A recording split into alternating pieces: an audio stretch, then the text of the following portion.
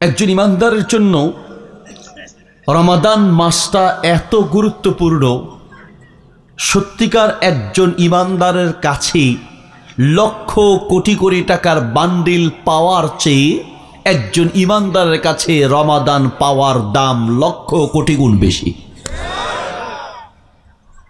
পূর্বের সাহাবায়ে কেরাম 6 মাস আগ থেকে দোয়া করতেন, আল্লাহ আমাকে রমাদান পাওয়ার মতো তৌফিক দাও।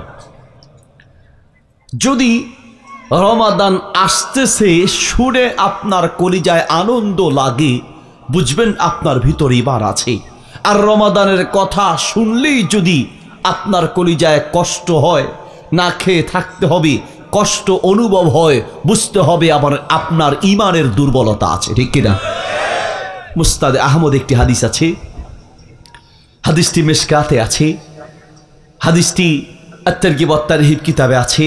নবী সাল্লাল্লাহু আলাইহি ওয়াসাল্লাম বলেন, ইযা সাররাতকা হাসানাতুক ওয়া সাআতকা সাইয়্যাতুক ফাআনতা মুমিন। তুমি ইমানদার কিনা বুঝবা কি করে? যখন দেখবা যে কোনো ভালো আমল করতে পারলে অন্তরে আনন্দ লাগে, আর খারাপ কাজ করার পরে যদি অন্তরে খারাপ লাগে, বুঝবে যে তোমার ভিতরে ঈমান আছে। কাজী রমাদান আসছে এই কথা মনে করে একজন ইমানদারের অন্তরে আনন্দের জোয়ার থাকার কথা। বলবেন হুজুর, রোজায় তো কষ্ট হয়, আনন্দ হবে কিভাবে? হ্যাঁ, এটা সত্য, রোজায় কষ্ট হয়। আমরা আবার অনেকে বলি, গ্রামের একটা কথা আছে, রোজায় কষ্ট হয় এই কথা বলা যাবে না। কেন? রোজায় কষ্ট হয় এই কথা বললে রোজা হালকা হয়ে যাবে। তা আমি বলি, রোজা হালকা হলে তো ভালো, ওজন একটু কমলো। রোজা হালকা হয়ে যায় এই কথা ঠিক নয়, রোজায় কষ্ট হয়। কিন্তু ইমানদারের কাছে রোজার কষ্ট কষ্ট মনে হয় না। একজন ব্যক্তির পেটে একটা কঠিন রোগ হয়েছে, ডাক্তারের কাছে গিয়েছে, ডাক্তার বলেছে যে আপনার পেট কেটে অপারেশন করতে হবে, ওপেন সার্জারি করতে হবে। এই ক্ষেত্রে আপনি মারাও যেতে পারেন, কারণ এটা রিস্কের একটা অপারেশন। রোগী শুরু করলো কান্না, ডাক্তার সাহেব আর কোনো উপায় থাকলে বলেন, আমি অপারেশন থেকে বাঁচতে চাই, আমি আমার জীবনটাকে বাঁচাতে চাই। ডাক্তার বলল, আর একটা উপায় আছে, সেটা হলো প্রতিদিন একটা করে ইঞ্জেকশন দিতে হবে, 30 দিন 30টা। রোগী বলল, ডাক্তার সাহেব কি বলেন আপনি? কোনো ব্যাপার না, আমি প্রতিদিন একটা না, প্রয়োজনে 3টা ইঞ্জেকশন দিব। এই ইঞ্জেকশন দিয়ে যদি আমি অপারেশন থেকে বাঁচতে পারি, আমার জীবনটা বেঁচে যায়, আমি ইঞ্জেকশন দিতে রাজি আছি। প্রতিদিন আসে, একটা করে ইঞ্জেকশন নেয়। ইমানদার ইঞ্জেকশন নিতে গিয়েও খুশি, আনন্দিত। আরে ইঞ্জেকশনের তো কষ্ট আছে, কিন্তু এই রোগীর কাছে ইঞ্জেকশনের কষ্ট মনে হয় না। ইঞ্জেকশনের কষ্ট হয়, কিন্তু এই কষ্ট তার কাছে অনুভব হয় না, কারণ সে চিন্তা করে এই সামান্য ইঞ্জেকশন দিয়ে আমি অপারেশন থেকে বাঁচবো, আমার পেট কাটা থেকে বাঁচবো, আমি আমার জীবনটা বেঁচে যাবে, আমি মরণ থেকে বাঁচবো, আমি অপারেশন থেকে বাঁচবো। মরণ থেকে বাঁচা, অপারেশন থেকে বাঁচার চিন্তা করে ইঞ্জেকশনের কষ্ট যেমন তার কাছে কষ্ট মনে হয় না, ঠিক তেমনি একজন ইমানদারের কাছে রোজার কষ্ট মনে হয় না, কারণ সে চিন্তা করে রোজার কষ্ট দিয়ে আমি জাহান্নাম থেকে বাঁচবো, আল্লাহর আযাব থেকে বাঁচবো, আল্লাহর গজব থেকে বাঁচবো, ঠিক কিনা? এই জন্য তার কাছে রোজার কষ্ট মনে হয় না। তাহলে সামনে যে আমাদের রমাদান আসছে, আপনি যদি সত্যিকার অর্থে রমাদানকে গুরুত্ব দিতেন, তাহলে আমি একটা প্রশ্ন করি, পৃথিবীর প্রত্যেকটা গুরুত্বপূর্ণ কাজ করার আগে আপনার একটা প্রস্তুতি থাকে। পৃথিবীর প্রত্যেকটা গুরুত্বপূর্ণ কাজ করার আগে আপনার একটা প্ল্যান থাকে, পরিকল্পনা থাকে। মিটিং করেন, একটা ঘর করবেন, একটা বাড়ি করবেন, ইঞ্জিনিয়ারের সাথে পরামর্শ করেন, বাড়িতে মিটিং করেন, কত পরিকল্পনা থাকে, কত প্ল্যান থাকে। দুনিয়ার সামান্য একটা কাজে, দুনিয়ার সামান্য একটা বিল্ডিং করতে গিয়ে যদি আপনার প্ল্যান, মিটিং, পরিকল্পনা থাকে, রমাদানের রোজা দিয়ে জান্নাতের বিল্ডিং তৈরি হবে, সেই রমাদানের জন্য আপনার তার চাইতে বেশি মিটিং আর প্ল্যান, পরিকল্পনা থাকা দরকার ছিল। দুঃখের সাথে বলতে হয়, কোন প্ল্যান আর পরিকল্পনা আপনি তৈরি করেন না, ঠিক কিনা? রমাদান আসার আগেই আপনার এখনই প্ল্যান করা উচিত। কথাকে বোঝাতে পেরেছি? রমাদান আসার আগেই আপনার কিছু প্রস্তুতি নেওয়া উচিত। আমি আপনাদেরকে সংক্ষিপ্ত আকারে বোঝানোর চেষ্টা করব। রমাদান আসার আগে আমরা সেই রমাদানের জন্য কি কি প্রস্তুতি নিতে পারি। 1 নম্বর রমাদানের প্রস্তুতি হলো, রমাদান আসার আগে রমাদানে কি কি আমল করবেন এখন থেকে আপনি প্রস্তুতি নেবেন, নিয়ত করবেন। বাড়িতে বসে বিবি বাচ্চা সবাইকে নিয়ে একটা প্ল্যান, একটা রুটিন লিখবেন। এই রমাদানে এত খতম কোরআন তেলাওয়াত করব, এই জিকির আজকার করব, এই ইবাদত করব, এখনই আপনি প্ল্যান করবেন। এমনও হতে পারে রমাদান আসার আগেই আপনার মৃত্যু হয়ে যেতে পারে, কিন্তু আপনি যদি নিয়ত করেন, রমাদান নাও পান, রমাদান পেলে যেই পরিমাণ সওয়াব আপনার আমল নামায় লেখা হতো, আপনি নিয়ত করার কারণে সেই পরিমাণ সওয়াব আপনার আমল নামায় লেখা হবে। বুখারী শরীফে হাদিসটি আছে, হাদিসটি মিশকাতে আছে, হাদিসটি তিরমিজিতে আছে, হাদিসটি মুস্তাদে আহমদে আছে, সহিহ ইবনে হিব্বানে আছে। নবী সাল্লাল্লাহু আলাইহি ওয়াসাল্লাম বলেন, ইন্নামাল আ'মালু বিন্নিয়াত ওয়া ইন্নামা লিকুল্লি ইমরিন মা নাওয়া। পৃথিবীর প্রত্যেকটা মানুষই তাই পাবে যা সে নিয়ত করে, নিয়ত করলেই সওয়াব পাবেন। আমরা এমন দয়ালু রব পেয়েছি, এমন দয়ালু মালিক পেয়েছি, এমন দয়ালু আল্লাহ পেয়েছি, যেই আল্লাহ বলে, বান্দা তুমি কাজ তো পরে করবা, আমল তো পরে করবা, আমি তোমার দয়ালু রব, আমল না করতে পারলেও শুধু নিয়ত করো, নিয়ত। তুমি নিয়ত করার সাথে সাথে আমি আমল নামায় তোমার প্রত্যেকটা আমলের সওয়াব তোমার আমল নামায় লিখে রাখি। পৃথিবীর মানুষ কাজ করার পরে প্রতিদান দেয়, আর আমাদের দয়ালু রব শুধু নিয়ত করলেই প্রতিদান দেয়। সুবহানাল্লাহ বলেন, শুধু নিয়ত করলেই সওয়াব। মুসা আলাইহিস সালামের যুগে প্রচন্ড দুর্ভিক্ষ আর অভাব দেখা দিয়েছে। একদিন এক তরুণ যুবক মরুভূমি দিয়ে হাঁটছে, প্রচন্ড বালু, মরুভূমি আপনাদের এই রাস্তার মতো বালু আর বালু, এক মাথা থেকে আরেক মাথা দেখা যায় না, এইরকম বিশাল মরুভূমিতে হাঁটছে। হাঁটতে হাঁটতে আল্লাহর কাছে দোয়া, উনি মনে মনে বলছে, আল্লাহ, মানুষ কত অভাবে আছে, যদি আমার কাছে এই মরুভূমির বালু সমান টাকা পয়সা থাকতো, আমি সব আল্লাহ তোমার রাস্তায় মানুষের মাঝে দান করে দিতাম। যদি এই মরুভূমির সমান বালু আমার বালুকণা সমান যদি সম্পদ আমার থাকতো, আমি সব আল্লাহ তোমার রাস্তায় বিলিয়ে দিতাম।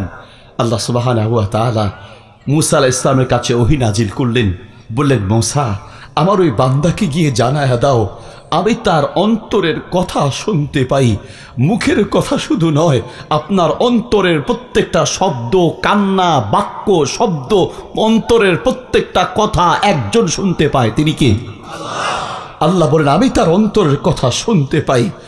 আবার সেই বান্দাকে গিয়ে জানাও, আমার বান্দা মনে মনে যে নিয়ত করেছিল মরুভূমির বালু সমান সম্পদ দান করবে আমার রাস্তায়, দান করতে পারবে না, সেই পরিমাণ সম্পদ তার নাই, কিন্তু সে যে অন্তরে নিয়ত করেছে, আমি তার অন্তরের ভাষা বুঝতে পারি। আমার সেই বান্দাকে জানায়া দাও, মরুভূমির বালুকণা সমান সম্পদ আমার রাস্তায় দান করলে যেই পরিমাণ সওয়াব হতো, আমি সেই পরিমাণ সওয়াব তার আমল নামায় লিখে দিয়েছি। আপনার অন্তরের ভাষা কেউ না বুঝতে একজন বুঝে, তিনি কে? আল্লাহ সুবহানাহু ওয়া তাআলা। মুসা আলাইহিস সালাম তুর পাহাড়ে যাচ্ছেন, এক মহিলা মুসাকে ডেকে বলছেন, মুসা, তুমি তো আল্লাহর সাথে কথা বলো, আনতা কালিমুল্লাহ, তুমি যখন আল্লাহর কাছে যাবে, মুসা, আমার আল্লাহকে গিয়ে বলো, আল্লাহ যেন আমাকে একটা সন্তান দেয়, আমার কোনো সন্তান নাই। মুসা আলাইহিস সালাম তুর পাহাড়ে গেলেন, আল্লাহকে বললেন, আল্লাহ, আপনার বান্দি আপনার কাছে একটা সন্তান চেয়েছে, আপনি মেহেরবানি করে তাকে একটা সন্তান দেন। মুসা আলাইহিস সালামকে আল্লাহ বললেন, জাআলতু লাহা হাকিমান, ও মুসা, আমার সে বান্দিকে জানায়া দিও, আমি তাকে বন্ধা বানিয়েছি। বন্ধা, বন্ধা মানে সন্তান হয় না, আমি তাকে বন্ধা বানিয়েছি। মুসা আলাইহিস সালাম এসে বললেন, আল্লাহর বান্দি, আল্লাহ তোমাকে বন্ধা বানিয়েছে, তোমার কোনো সন্তান হবে না। এইভাবে 3 বার গিয়ে একই কথা জানালেন, তোমার কোনো সন্তান হবে না, বন্ধার কোনো সন্তান হয় না, তুমি চলে যাও। মহিলা যাচ্ছেন, যাওয়ার সময় মুসাকে বললেন, মুসা, আমার আল্লাহকে কিভাবে রাজি করতে হয় আমি জানি, আমার দয়ালু রবকে কিভাবে রাজি করতে হয় আমি জানি। বাসায় চলে গেলেন, ঘরের দরজা বন্ধ করে সিজদায় পড়ে আল্লাহকে ডাকতে লাগলেন, ইয়া রহিম, ইয়া রহিম। পৃথিবীর কেউ আমার কথা কথা বুঝবে না। পৃথিবীর কারো পক্ষে সম্ভব নয়। আমার মতো বান্দির তোমার অভাব নাই, কিন্তু তোমার মতো মালিক তো আমার আর কেউ নেই। তুমি ছাড়া তো আমার আর কোনো রব নাই। আমার একটা সন্তান দরকার, তুমি ছাড়া আর কে দিবে? ইয়া রহিম, তুমি না চির দয়াময় আল্লাহ। বারবার ডাকে ইয়া রহিম, ও দয়াময় আল্লাহ, তুমি ছাড়া কেউ নেই, আমাকে একটা সন্তান দাও। ইয়া রহিম, আমাকে একটা সন্তান দাও। এইভাবে মনে মনে চিৎকার করে কাঁদতে লাগলেন, চোখের পানিতে বুক ভাসায় দোয়া করতে লাগলেন। কিছুদিন পরে সন্তান হলো।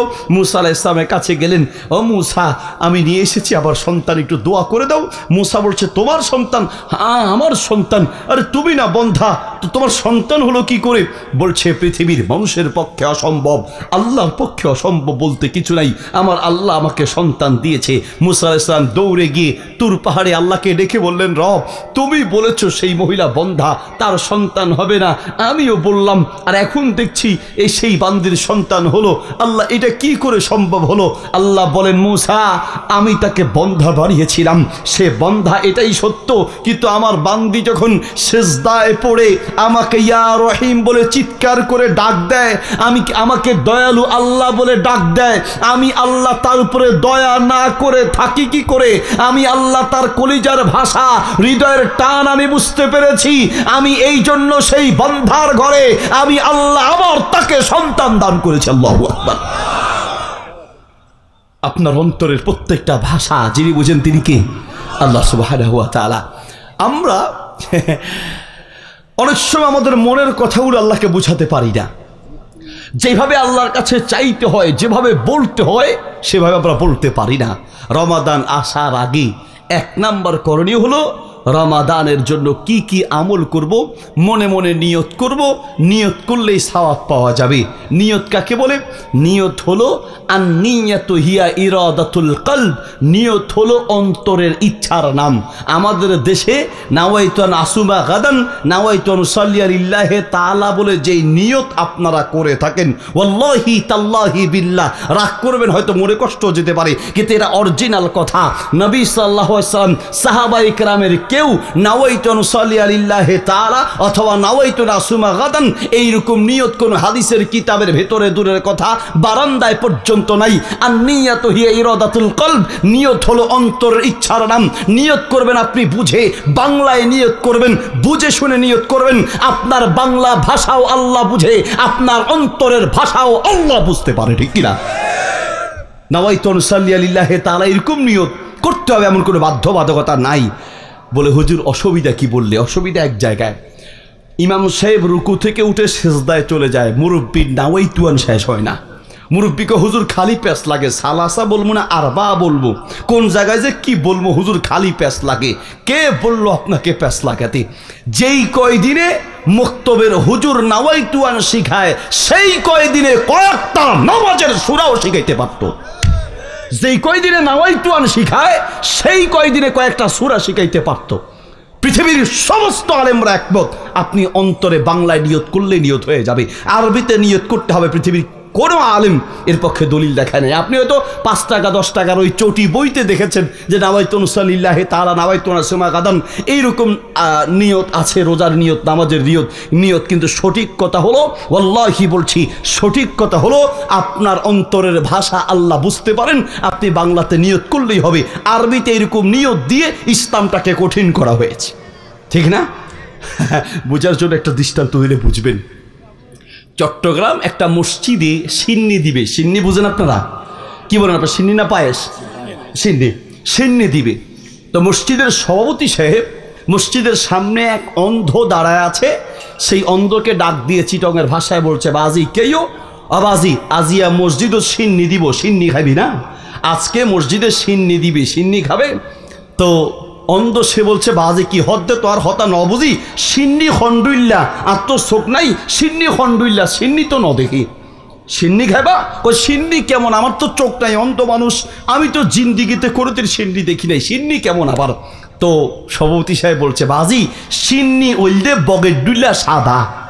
বক চিনেন? বক, ওই যে মাঠে বক থাকে না, মাছ শিকার করে, ওই যে সিন্নি হলো বকের মতো সাদা। তো অন্ধ ব্যক্তি বলছে, বাজি কি হতে তোর কথা ন বুঝে গিয়া, সিন্নি দে ন দেখি তো বক দেখি না? বক কেন দেখি? মাছ চোখ আছে না? সিন্নি দেখি নাই, সিন্নি বলতেছো বকের মতো সাদা, তো আমার তো চোখ নাই, সিন্নিও দেখি নাই, বকও তো দেখি নাই।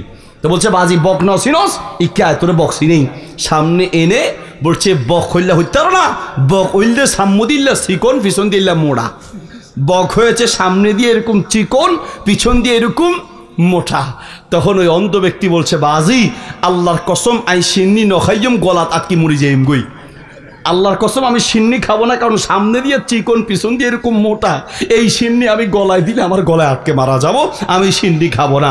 বুঝাইতেছে সিন্নি, সিন্নি বুঝাইতে গেছে বকের কাছে, এখন বকের এমন দৃষ্টান্ত দিছে এবারটার খানা বন্ধ হয়ে গেছে। এই কারণে আমরাও ঠিক তেমনি ইসলাম না বুঝার কারণে ইসলামটাকে আমরা কঠিন করতে করতে ইসলামকে এমন কঠিন করেছি অনেক মানুষ ইসলাম থেকে দূরে সরে যাচ্ছে। ইসলামটা আমরা কঠিন করে ফেলেছি, অথচ ইসলামের চেয়ে সহজ করে ধর্ম পৃথিবীর বুকে নাই। আপনি দাঁড়ায় নামাজ পড়তে হয়, দাঁড়াতে পারেন না, বসে নামাজ পড়বেন। বসে নামাজ পড়তে হয়, বসতে পারেন না, ইসলাম সহজ করে দিয়েছে শুয়ে নামাজ পড়বেন। শুয়ে ডান কাঁধ হয়ে নামাজ পড়তে হয়, ডান কাঁধ হয়ে পড়তে পারেন না, চিত হয়ে শুয়ে আছেন, চিত হয়ে নামাজ পড়বেন। চিত হয়ে শোয়া অবস্থায় মাথা উঁচু করে দিয়ে নামাজ পড়তে হয়, মাথা উঁচু করতে পারছেন না, যেভাবে শোয়া আছেন ওইভাবে ইশারার মাধ্যমে নামাজ পড়বেন। পানি দিয়ে অজু করে নামাজ পড়তে হয়, পানির ব্যবস্থা নাই, অসুস্থ পানি ব্যবহার করতে পারছেন না, মাটি দিয়ে তায়াম্মুম করে নামাজ পড়বেন। নিয়ত করবেন তায়াম্মুমের, বিসমিল্লাহ বলে 2 হাত মাটিতে রাখবেন, হাত উঠাবেন হালকা ঝাড়া দিয়ে, এরপরে আপনি এইভাবে একবার মুখ মাসে করবেন আর একবার হাত মাসে করবেন, তায়াম্মুম হয়ে গেল। পানি দিয়ে অজু করে নামাজ পড়তে হয়, পানি পান না, পানি পাওয়া যাচ্ছে না, মাটি দিয়ে তায়াম্মুম করে নামাজ পড়বেন। মাটিও নাই, পানিও নাই, বালু আছে, এই বালু দিয়ে তায়াম্মুম করবেন। বাসে উঠেছেন আপনাদের উলিপুর থেকে, যাবেন চট্টগ্রাম, যাওয়ার পথে নামাজের টাইম হয়েছে, ড্রাইভারকে বললেন ড্রাইভার গাড়ি থামাও, নামাজ পড়বো। ড্রাইভার আপনার কথা শোনে নাই, গাড়ি চালিয়ে যাচ্ছে। নামাজ কিভাবে পড়বেন? গাড়িতে দাঁড়িয়ে নামাজ পড়বেন, দাঁড়াতে পারেন না, সিটে বসে নামাজ পড়বেন। পানি নাই, মাটি নেই, ওই বালু আছে, বালু জুতার নিচের যে বালু, সেই বালু দিয়ে তায়াম্মুম করে নামাজ পড়বেন। কেবলামুখী হয়ে নামাজ পড়তে হয়, গাড়ি একবার ডানে যায়, একবার বামে যায়, একবার উত্তর যায়, দক্ষিণ যায়। আপনি যেই দিকে গাড়ি যাক না কেন, কেবলামুখী হয়ে শুরু করার পরে গাড়ি যেদিকে যাবে যাক, আপনি নামাজ পড়বেন। ইসলাম কত সহজ করে দিয়েছে। কেবলামুখী হয়ে নামাজ পড়তে হয়, কেবলা কোন দিকে আপনার জানা নাই, নিজে ধারণা করবেন, সিদ্ধান্ত নেবেন কোন দিকে কেবলা হতে পারে, সেই দিকে মনে করে নামাজ পড়বেন, নামাজ হয়ে যাবে। সূরা কেরাত পড়ে নামাজ পড়তে হয়, সূরা কেরাত কিচ্ছু জানা নাই, নামাজে দাঁড়ায় সুবহানাল্লাহ, আলহামদুলিল্লাহ, আল্লাহু আকবার, লা ইলাহা ইল্লাল্লাহ বলে নামাজ পড়বেন। কিচ্ছু জানা নাই, লা ইলাহা ইল্লাল্লাহ দিয়ে নামাজ পড়বেন, লা ইলাহা ইল্লাল্লাহ দিয়ে নামাজ পড়বেন। সূরা কেরাত জানা না থাকলেও তাসবিহ পড়ার মাধ্যমেও নামাজ হয়ে যাবে, ঠিক কিনা? ইসলাম কত সহজ করে দিয়েছে। তাহলে নিয়ত কি নাওয়াইতুয়ান দিয়ে বলতে হবে না মনে মনে বললে হবে? ইনশাল্লাহ বাংলায় বললেও হবে। আপনার অন্তরের ভাষা আল্লাহ তাআলা বুঝেন। নিয়ত হলো অন্তরের ইচ্ছার নাম। তাহলে রমাদানের 1 নম্বর প্রস্তুতি নিয়ত করা। 2 নম্বর রমাদানের প্রস্তুতি হলো রমজান মাস কোরআন নাজিলের মাস। রমাদান মাস হলো কোরআন নাজিলের মাস।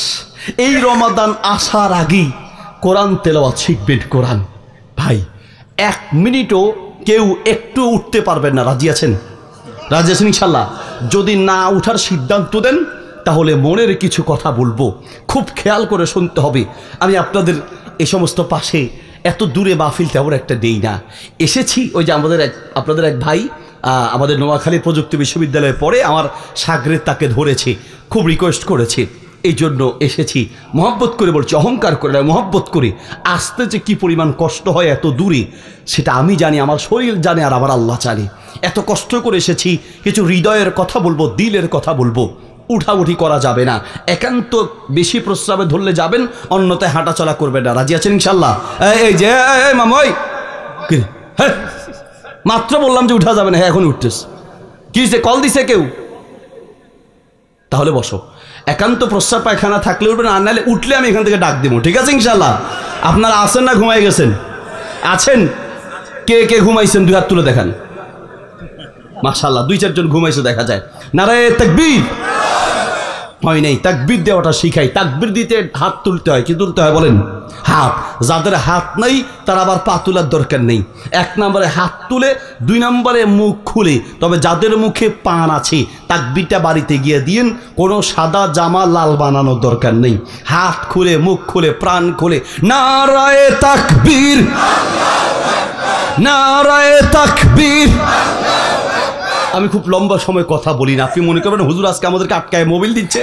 না, লম্বা বলবো না, তবে যে কথা বলবো গুরুত্ব সহকারে বলার চেষ্টা করবো ইনশাআল্লাহ। রমাদান মাস হলো কোরআন নাজিলের মাস। রমাদান আপনার খুব কাছে।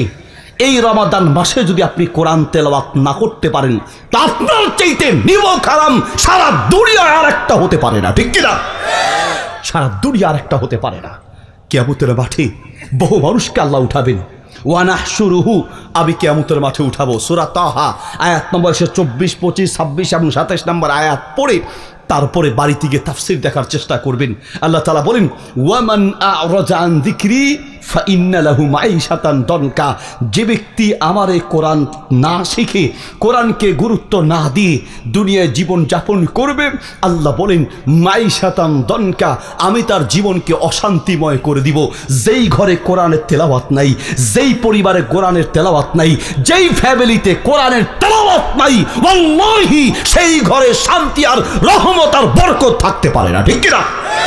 যেই ঘরে কোরআনের তেলাওয়াত নাই সেই ঘরে শান্তি নেই। আমার আলহামদুলিল্লাহ মাহফিলের উসিলায় আমার গার্মেন্টস আছে, আমার গার্মেন্টসের বিজনেসের উসিলায় শত শত কোটি টাকার মালিকদের সাথে আমাদের উঠা বসা হয়। আমি আমার বাস্তব অভিজ্ঞতার আলোকে বলছি, টাকা পয়সা থাকলেই শান্তি আসে না। অর্থ সম্পদ আর ক্ষমতা থাকলেই শান্তির বান্ডিল আর অর্থ সম্পদে শান্তি নাই। বহু শত কোটি টাকার মালিক রাতে ঘুমাইতে পারে না। যার টাকা যত বেশি তার ঘুমের কষ্ট তত বেশি। ব্ল্যাক ম্যাজিক, জিন, ভূত বিভিন্ন বিপদ আপদে একের পর এক ধ্বংস করে দিচ্ছে। মনে রাখবেন, যেই ঘরে কোরআনের তেলাওয়াত থাকবে না সেই ঘরে আল্লাহর রহমত থাকতে পারে না, ঠিক কিনা? আমাদেরকে বলে হুজুর রাতে ঘুমাইতে পারি না। কি কয়? বোবাজি নিয়ে এমন ভাবে ধরে, ও করে, খালি হু হু করে, কিন্তু মুখ দিয়ে কোনো আওয়াজ বের হয় না, ঠিক কিনা? জিন, ভূত, ব্ল্যাক ম্যাজিক। ব্ল্যাক ম্যাজিক আপনারা তো হয়তোবা এদিকে অভাবী গরিব মানুষ, গরিব এলাকা, আপনারা হয়তো এটার প্রতিক্রিয়া দেখবেন না। কোটিপতি যারা, লাখপতি যারা, এক একজন আর এক একজনকে ব্ল্যাক ম্যাজিক দিয়ে শেষ করে দিচ্ছে। জিনে ভূতে শেষ হয়ে যাচ্ছে। জিন, ভূত, ব্ল্যাক ম্যাজিক কোনো জাদু টোনা আপনার কোনো ক্ষতি করতে পারবে না যদি আপনার ঘরের মধ্যে আল্লাহর কোরআনের তেলাওয়াত থাকে, ঠিক কিনা? এই হলো দুনিয়ার শাস্তি। আর আখিরাতের শাস্তি, ওয়ানাহশুরুহু ইয়াউমাল কিয়ামাতি আমা, আমি তাকে কিয়ামতের মাঠে উঠাবো আমা, অন্ধ করে। ক্বালা, সে বলবে, রব্বি, আমার রব, লিমা হাশারতানি আমা, কেন আজ আমাকে কিয়ামতের মাঠে উঠালে অন্ধ করে? ওয়াকাদ কুনতু বাসীরা, আমি তো দেখতাম, আমার তো চোখ ছিল, আমি দুনিয়ার সব দেখেছি, আজ আমি কিয়ামতের মাঠে অন্ধ কেন? দুনিয়ায় তো আমার চোখ ছিল। ক্বালা কাযালিক আতাতকা আয়াতুনা ফানাসিতাহা ওয়া কাযালিকাল ইয়াউমা তুনসা।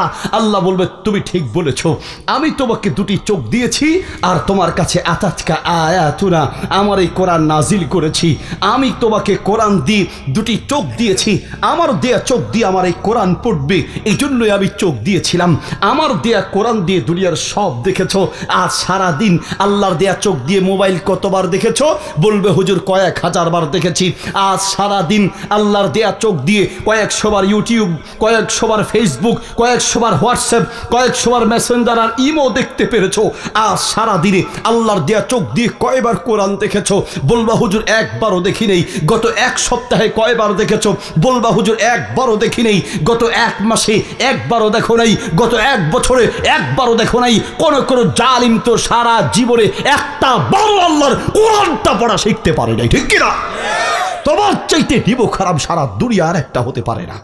ওয়াল্লাহি বলছি, তোমার চাইতে নিবো খারাপ পৃথিবীতে আর কেউ হতে পারে না। সৌদি আরবের এক অন্ধ হাফেজ, অন্ধ, এই যে চোখ, এটা আল্লাহর কত বড় নিয়ামত, যাদের নাই তারা বুঝে। এক অন্ধকে যদি আপনি বলেন তোমাকে 1 কোটি টাকার বান্ডিল দিব না তোমার চোখটা ফিরিয়ে দিব, সে বলবে আমার কোনো একটা পয়সা আমার দরকার নেই। সারা দুনিয়ার চাইতে ওর কাছে ওর চোখের দাম লক্ষ কোটি গুণ বেশি, ঠিক কিনা? আপনি তো পেয়েছেন, আপনার কাছেই চোখের কোনো দাম নেই। আমার ফেনীতে 4টা মাদ্রাসা, আমার 4 নম্বর যে প্রতিষ্ঠান করছি সেটা হলো প্রতিবন্ধী মাদ্রাসা। যারা চোখে দেখে না তাদের জন্য মাদ্রাসা করেছি, যারা কানে শোনে না, যারা হাঁটতে পারে না, প্রতিবন্ধী, তাদের জন্য একটা মাদ্রাসা করেছি। আমার এক ওস্তাদ আছে, চোখে দেখে না। হাফেজ, আলহামদুলিল্লাহ, মাস্টার্স পরীক্ষা দিয়েছি, আমার ছাত্র আছে, চোখে দেখে না। আমি মাঝে মাঝে তাদের কাছে যাই আর তাদের চোখের দিকে তাকাই, আর আমি আমাকে প্রশ্ন করি, কতক্ষণ আমি চোখ বন্ধ করে থাকতে পারবো? কতক্ষণ থাকতে পারবো? একদিন, এক সপ্তাহ, এক মাস পারবেন চোখ বন্ধ করে 1 বছর চলতে? 1 বছর চোখ বন্ধ করে চলতে পারবেন? 1 মাস পারবেন না, 1 সপ্তাহ পারবেন না, চোখে না দেখে একদিনও আপনি চলতে পারবেন না। যেই মানুষগুলো বছরের পর বছর না দেখে অন্ধ অবস্থায় চলে, তার চেয়ে আপনি কত ভালো আছেন। মাঝে মাঝে সেজদায় পড়ে চোখের পানি দিয়ে বুক ভাসায় আল্লাহর শুকরিয়া আদায় করা দরকার, ঠিক কিনা? আপনার তো শুকরিয়া নাই, আপনার শুধু কি পাই নেই, কি আল্লাহ দেয় নেই, কি পাই নেই, কত টাকা হারিয়েছি, কত টাকা লস করেছি, অমুকের বাবা তাকে এই দিয়েছে, আমার বাবা আমাকে কি দিয়েছে। আপনার শুধুমাত্র আফসোস আর আফসোস। আমেরিকার একজন বিজ্ঞানী আছে, ইন্টারনেটে সার্চ দিলেই পাবেন, চ্যাট জিপিটি অথবা আপনার গুগলে সার্চ দেন, উইকিপিডিয়াতে সার্চ দিলে পাবেন, হেলেন কিলার। তাকে ডেকে প্রশ্ন করা হলো, আল্লাহ তোমাকে চোখের দৃষ্টি দেয় নাই, তুমি অন্ধ, ঠিক মতো কানে শোনো না, শরীরের অনেকগুলো অঙ্গ প্রত্যঙ্গ নাই, তোমাকে যে আল্লাহ এতগুলো অঙ্গ প্রত্যঙ্গ দেয় নেই, তোমার আল্লাহর প্রতি, তোমার স্রষ্টার প্রতি তোমার কি অভিযোগ আছে বলো তো? হেলেন কিলার বলছে, আমার স্রষ্টা আমাকে কি দেয় নেই, আমি সেই পর্যন্ত গণনা শুরু করতে পারিনি, কারণ আমার স্রষ্টা আমাকে যা যা দিয়েছে আমি কিয়ামত পর্যন্ত গুণেও তো শেষ করতে পারবো না। আল্লাহু আকবার। আল্লাহ আমাকে কি দেয় নাই সেই চিন্তা পরে আমার আল্লাহ আমাকে যা দিয়েছে কিয়ামত পর্যন্ত গুণেও শেষ করতে পারবো না, ঠিক কিনা? যা দিয়েছে তাও তো গুণে শুকরিয়া আদায় শেষ করতে পারবো না। সুবহানাল্লাহ বলেন। আমার বাসায় সামনের রুমে আমি একটা আয়াত, সূরা বাকারার 216 নম্বর আয়াত লিখে একদম সুন্দর করে টানিয়ে রেখে দিয়েছি। আয়াতটা কি? আল্লাহ বলেন, আসা আন তাকরাহু শাইআন ওয়া হুয়া খায়রুল লাকুম ওয়া আসা আন তুহিব্বু শাইআন ওয়া হুয়া শাররুল লাকুম। আল্লাহ বলে, বান্দা তুমি মাঝে মাঝে আমার কাছে অনেক কিছু চাও, আমি দেই না। আমি অনেক কিছু তোমাকে দেই নাই, না দেওয়ার কারণে তুমি রাগ করো। আল্লাহ বলে, বান্দা আমি যে তোমাকে অনেক কিছু দেই নাই, আমি যা যা দেই নাই তুমি না বুঝে রাগ করেছো। মনে রাখো, আল্লাহ তোমার সিদ্ধান্তে ভুল, তোমার চাওয়ায় ভুল থাকতে পারে, আল্লাহর সিদ্ধান্তে কোনো ভুল নাই, ঠিক কিনা? আজ থেকে কয়েক বছর আগে আবার মনে আছে, মাহফিলে যাব, তখন বাসে করে মাহফিলে যেতাম, আরো 10 থেকে 12 বছর আগের কথা। বাসের টিকিট কাটলাম, আমি কাউন্টারে যাওয়ার আগেই জ্যামে পড়ে গেলাম, 10 মিনিট দেরি হয়ে যাচ্ছে। 10 মিনিট দেরি হয়ে যাচ্ছে, ঘড়ির দিকে তাকিয়ে আল্লাহর কাছে দোয়া করছি, আল্লাহ 10টা মিনিট দেরি হয়ে যাচ্ছে, গাড়িটা আল্লাহ 10 মিনিট আটকায় রাখো, একটা চাক্কা ঠাস করে ফুটায় দাও, তাও তো 10 মিনিট যায়, আল্লাহ 10টা মিনিট গাড়ি আটকায় রাখো। জ্যামে পড়ে গেলাম, যাওয়ার পরে দেখলাম আমি যে দোয়া করেছি আমার দোয়া কবুল হয় নাই, অর্থাৎ গাড়িটা নাই, ছেড়ে দিয়েছে। মনটা বড় খারাপ হয়ে গেল, আল্লাহ 10টা মিনিট গাড়ি আটকায় রাখলে অসুবিধার কি ছিল। পরের গাড়িতে উঠলাম, আগের গাড়ি চলে গেল, পরের গাড়িতে উঠলাম, টিকিটও গেল, টাকাও গেল, সময়ও গেল, বাসও গেল, আমও গেল, সালাও গেল, মনটা খুব খারাপ। পরের গাড়িতে উঠলাম, উঠে পরের গাড়িতে করে ফেনী থেকে যখন কুমিল্লা পর্যন্ত আসলাম, সিটের সাথে মাথা রেখে খুব মন খারাপ, আল্লাহকে বলতে লাগলাম, আল্লাহ এমন কোনো কাজ তো আমার জীবনে করি নেই, প্রতিটা পা ফেলতে চিন্তা করে ফেলেছি যেন হারাম কোনো উপার্জন আমার জীবনে না আসে। এত সতর্ক হয়ে চললাম, আল্লাহ তুমি আমার দোয়াটা কেন কবুল করো নাই? মনটা খুব খারাপ। পরের গাড়িতে উঠে যখন 1 ঘন্টা পরে কুমিল্লা পর্যন্ত আসলাম, পরের গাড়ির, আমি যে গাড়িতে উঠেছি, সুপারভাইজার ডাক দিয়ে বলছি, এই যে আমাদের সেই আগের গাড়িটা, মানে যেই গাড়িতে আমি উঠতে চেয়েছি সেই গাড়িটা দেখায় বললেন। বাম দিকে তাকায় দেখলাম সেই গাড়িটা অ্যাক্সিডেন্ট করে বহু লাশ রাস্তায় পড়ে আছে।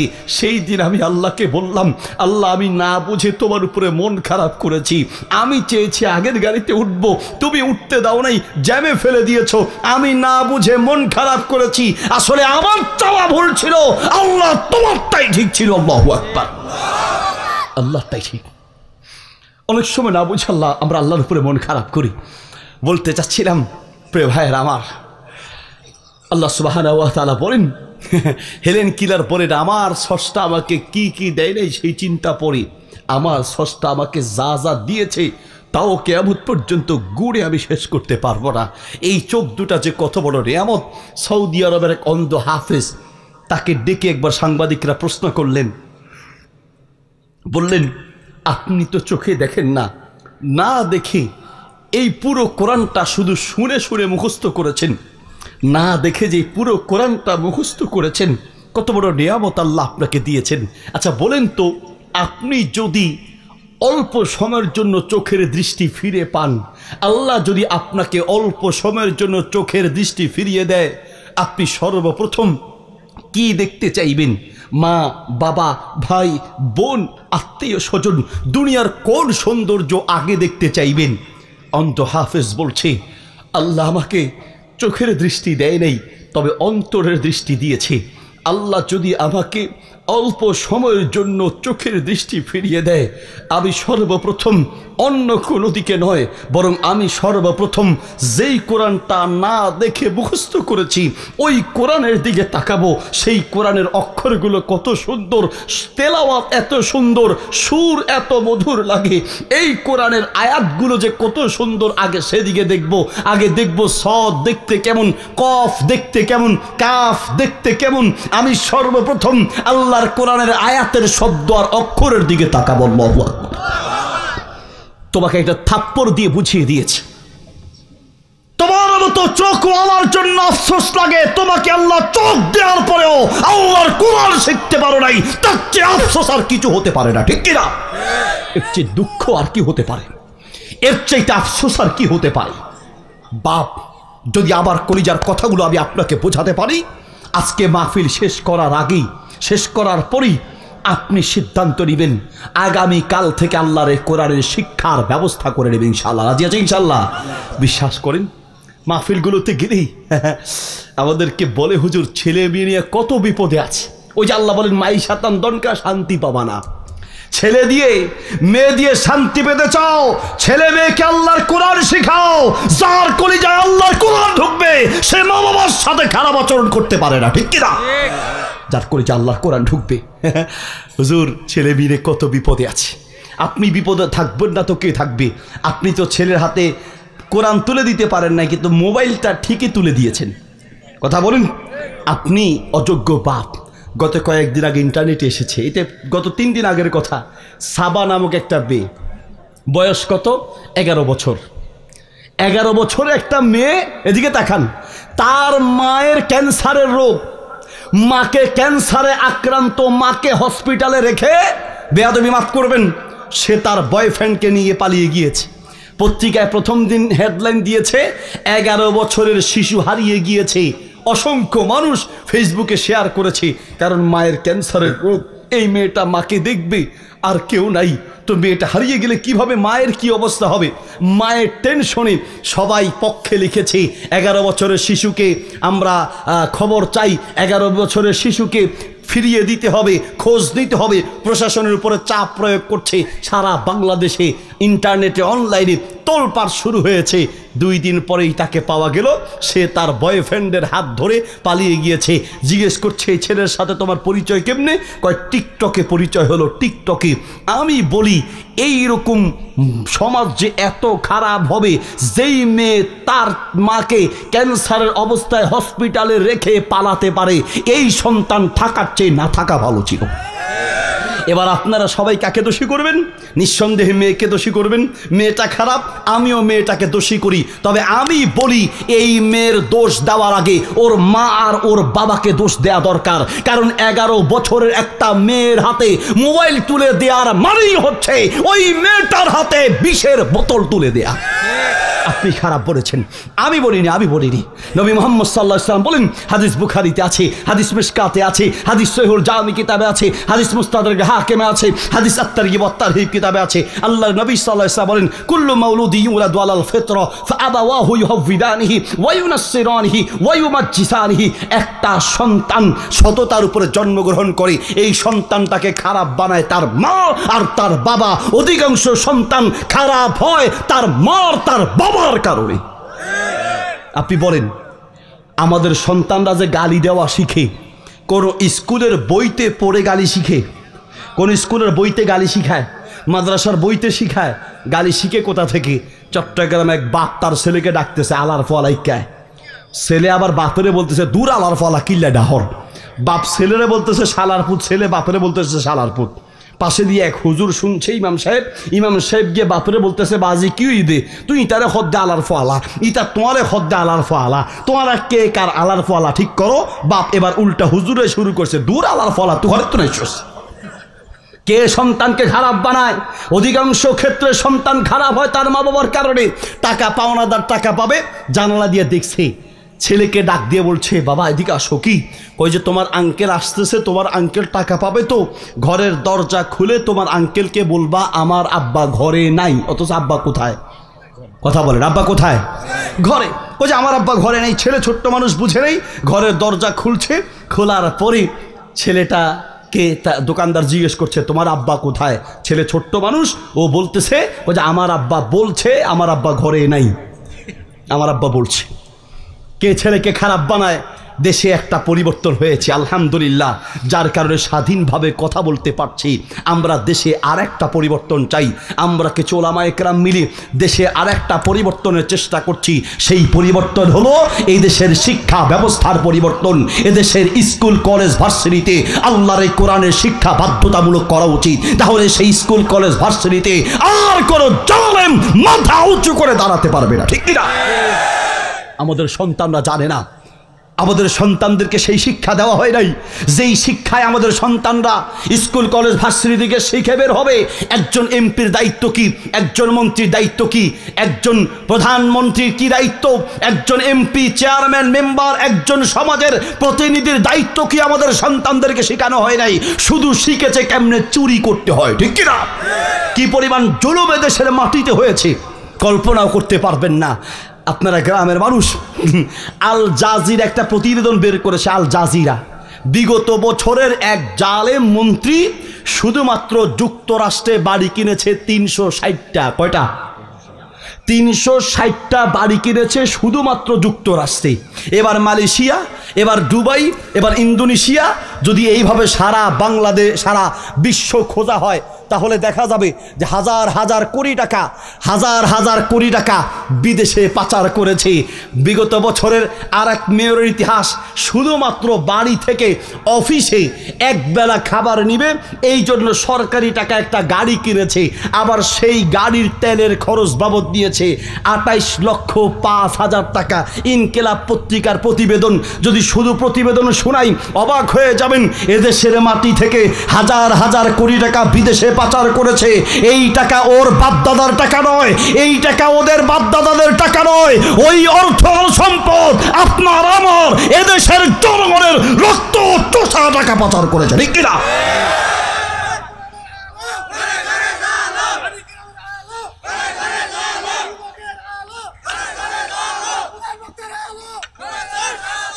কি দিয়া ভাইয়ের আমার, এইভাবে যদি শুধু ইতিহাস বলি কি পরিমাণ জুলুম দেশের মাটিতে হয়েছে। এই জন্য আমরা বলি স্কুল কলেজ ভার্সিটিতে আর একটা পরিবর্তন দরকার। সেই পরিবর্তন হলো স্কুল কলেজ ভার্সিটিতেও আল্লাহর এই কোরআনের শিক্ষাকে বাধ্যতামূলক করা দরকার, ঠিক কিনা? আপনি আপনার বাচ্চাকে পড়াচ্ছেন শরীয়তে অজগরটি আসছে তেরে, অজগর তেরে আসছে না বলে ছোট বাচ্চাকে শিখান শরীয়তে অজু করে নামাজ পড়ি। অজগর তেরে আসছে বলে ছোট বাচ্চাকে ভয় ঢোকানোর দরকার নেই। বাচ্চাকে শিখান শরীয়তে অজু করে নামাজ পড়ি। একদিকে বাক্য গঠন শিখবে আর একদিকে ইসলাম শিখবে। আপনার বাচ্চা বলছে শরিয়াতে আমটি আমি খাবো পেরে, কার গাছের আম খেতে যাবে, আম গাছ থেকে পড়ে পা ভাঙবে, মানুষের মার খাবে, আম খাওয়ার দরকার নেই। বাচ্চাকে শিখান শরিয়াতে আল্লাহর হুকুম মেনে চলি। একদিকে বাক্য গঠন শিখবে, আর একদিকে ইসলাম শিখবে।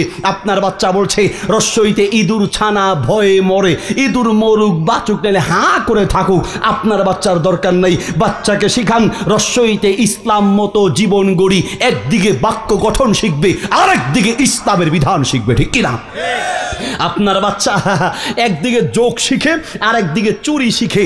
আপনার বাচ্চা বলছে 10 লিটার দুধের মধ্যে যদি 2 লিটার পানি মেশানো হয়, বাবা যোগ করে বলো তো দেখি কয় লিটার দুধ হবে। মুসলমানের বাচ্চা দুধের সাথে পানি মেশানোর অঙ্ক শিখবে কেন? অঙ্ক শিখবে তো ইসলামী পদ্ধতিতে শিখবে। বাবা বলো 2 রাকাত ফজরের ফরজ, জোহরের 4, আসরের 4, মাগরিবের 3, এশার 4 রাকাত। বাবা যোগ করে বলো কত রাকাত নামাজ হয়। একদিকে যোগ শিখবে আর একদিকে নামাজের বিধান শিখবে।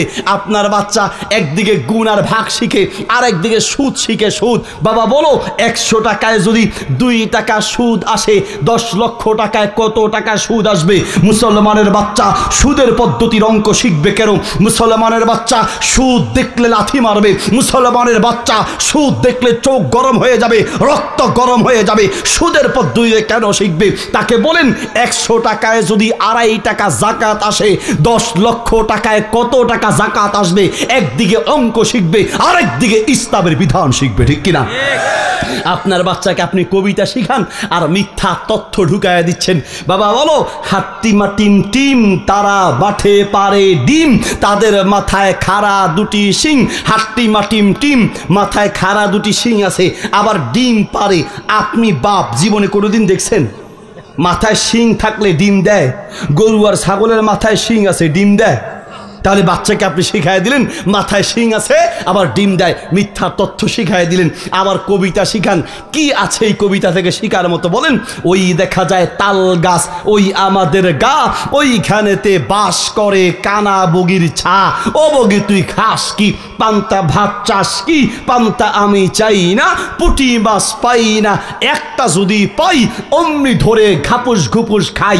এই কবিতা থেকে ঘাপুস ঘুপুস খাওয়া ছাড়া আর কি শিখতে পারবে? খাইতে খাইতে তো শরীরটারে ফার্মের মুরগি বানায় ফেলছে। এই বাচ্চাকে আপনি কেন এই কবিতাগুলোকে চাইলে তো শিক্ষণীয় আকারে, ইসলামী আকারেও শিখাতে পারেন। ও বাবা বলো ওই দেখা যায় কবর, ওই দেখা যায় কবর, ওই আমাদের ঘর, ওইখানেতে থাকতে হবে অনেকগুলো বছর। ও কবর তুই চাস কি, নেককার লোক পাস কি? নেককার তেমন পাই না, বদকার আমি চাই না, একটা নেককার যদি পাই অমনি ধরে জান্নাতে পাঠায়, ঠিক না? একদিকে কবিতা শিখবে আর একদিকে ইসলাম শিখবে।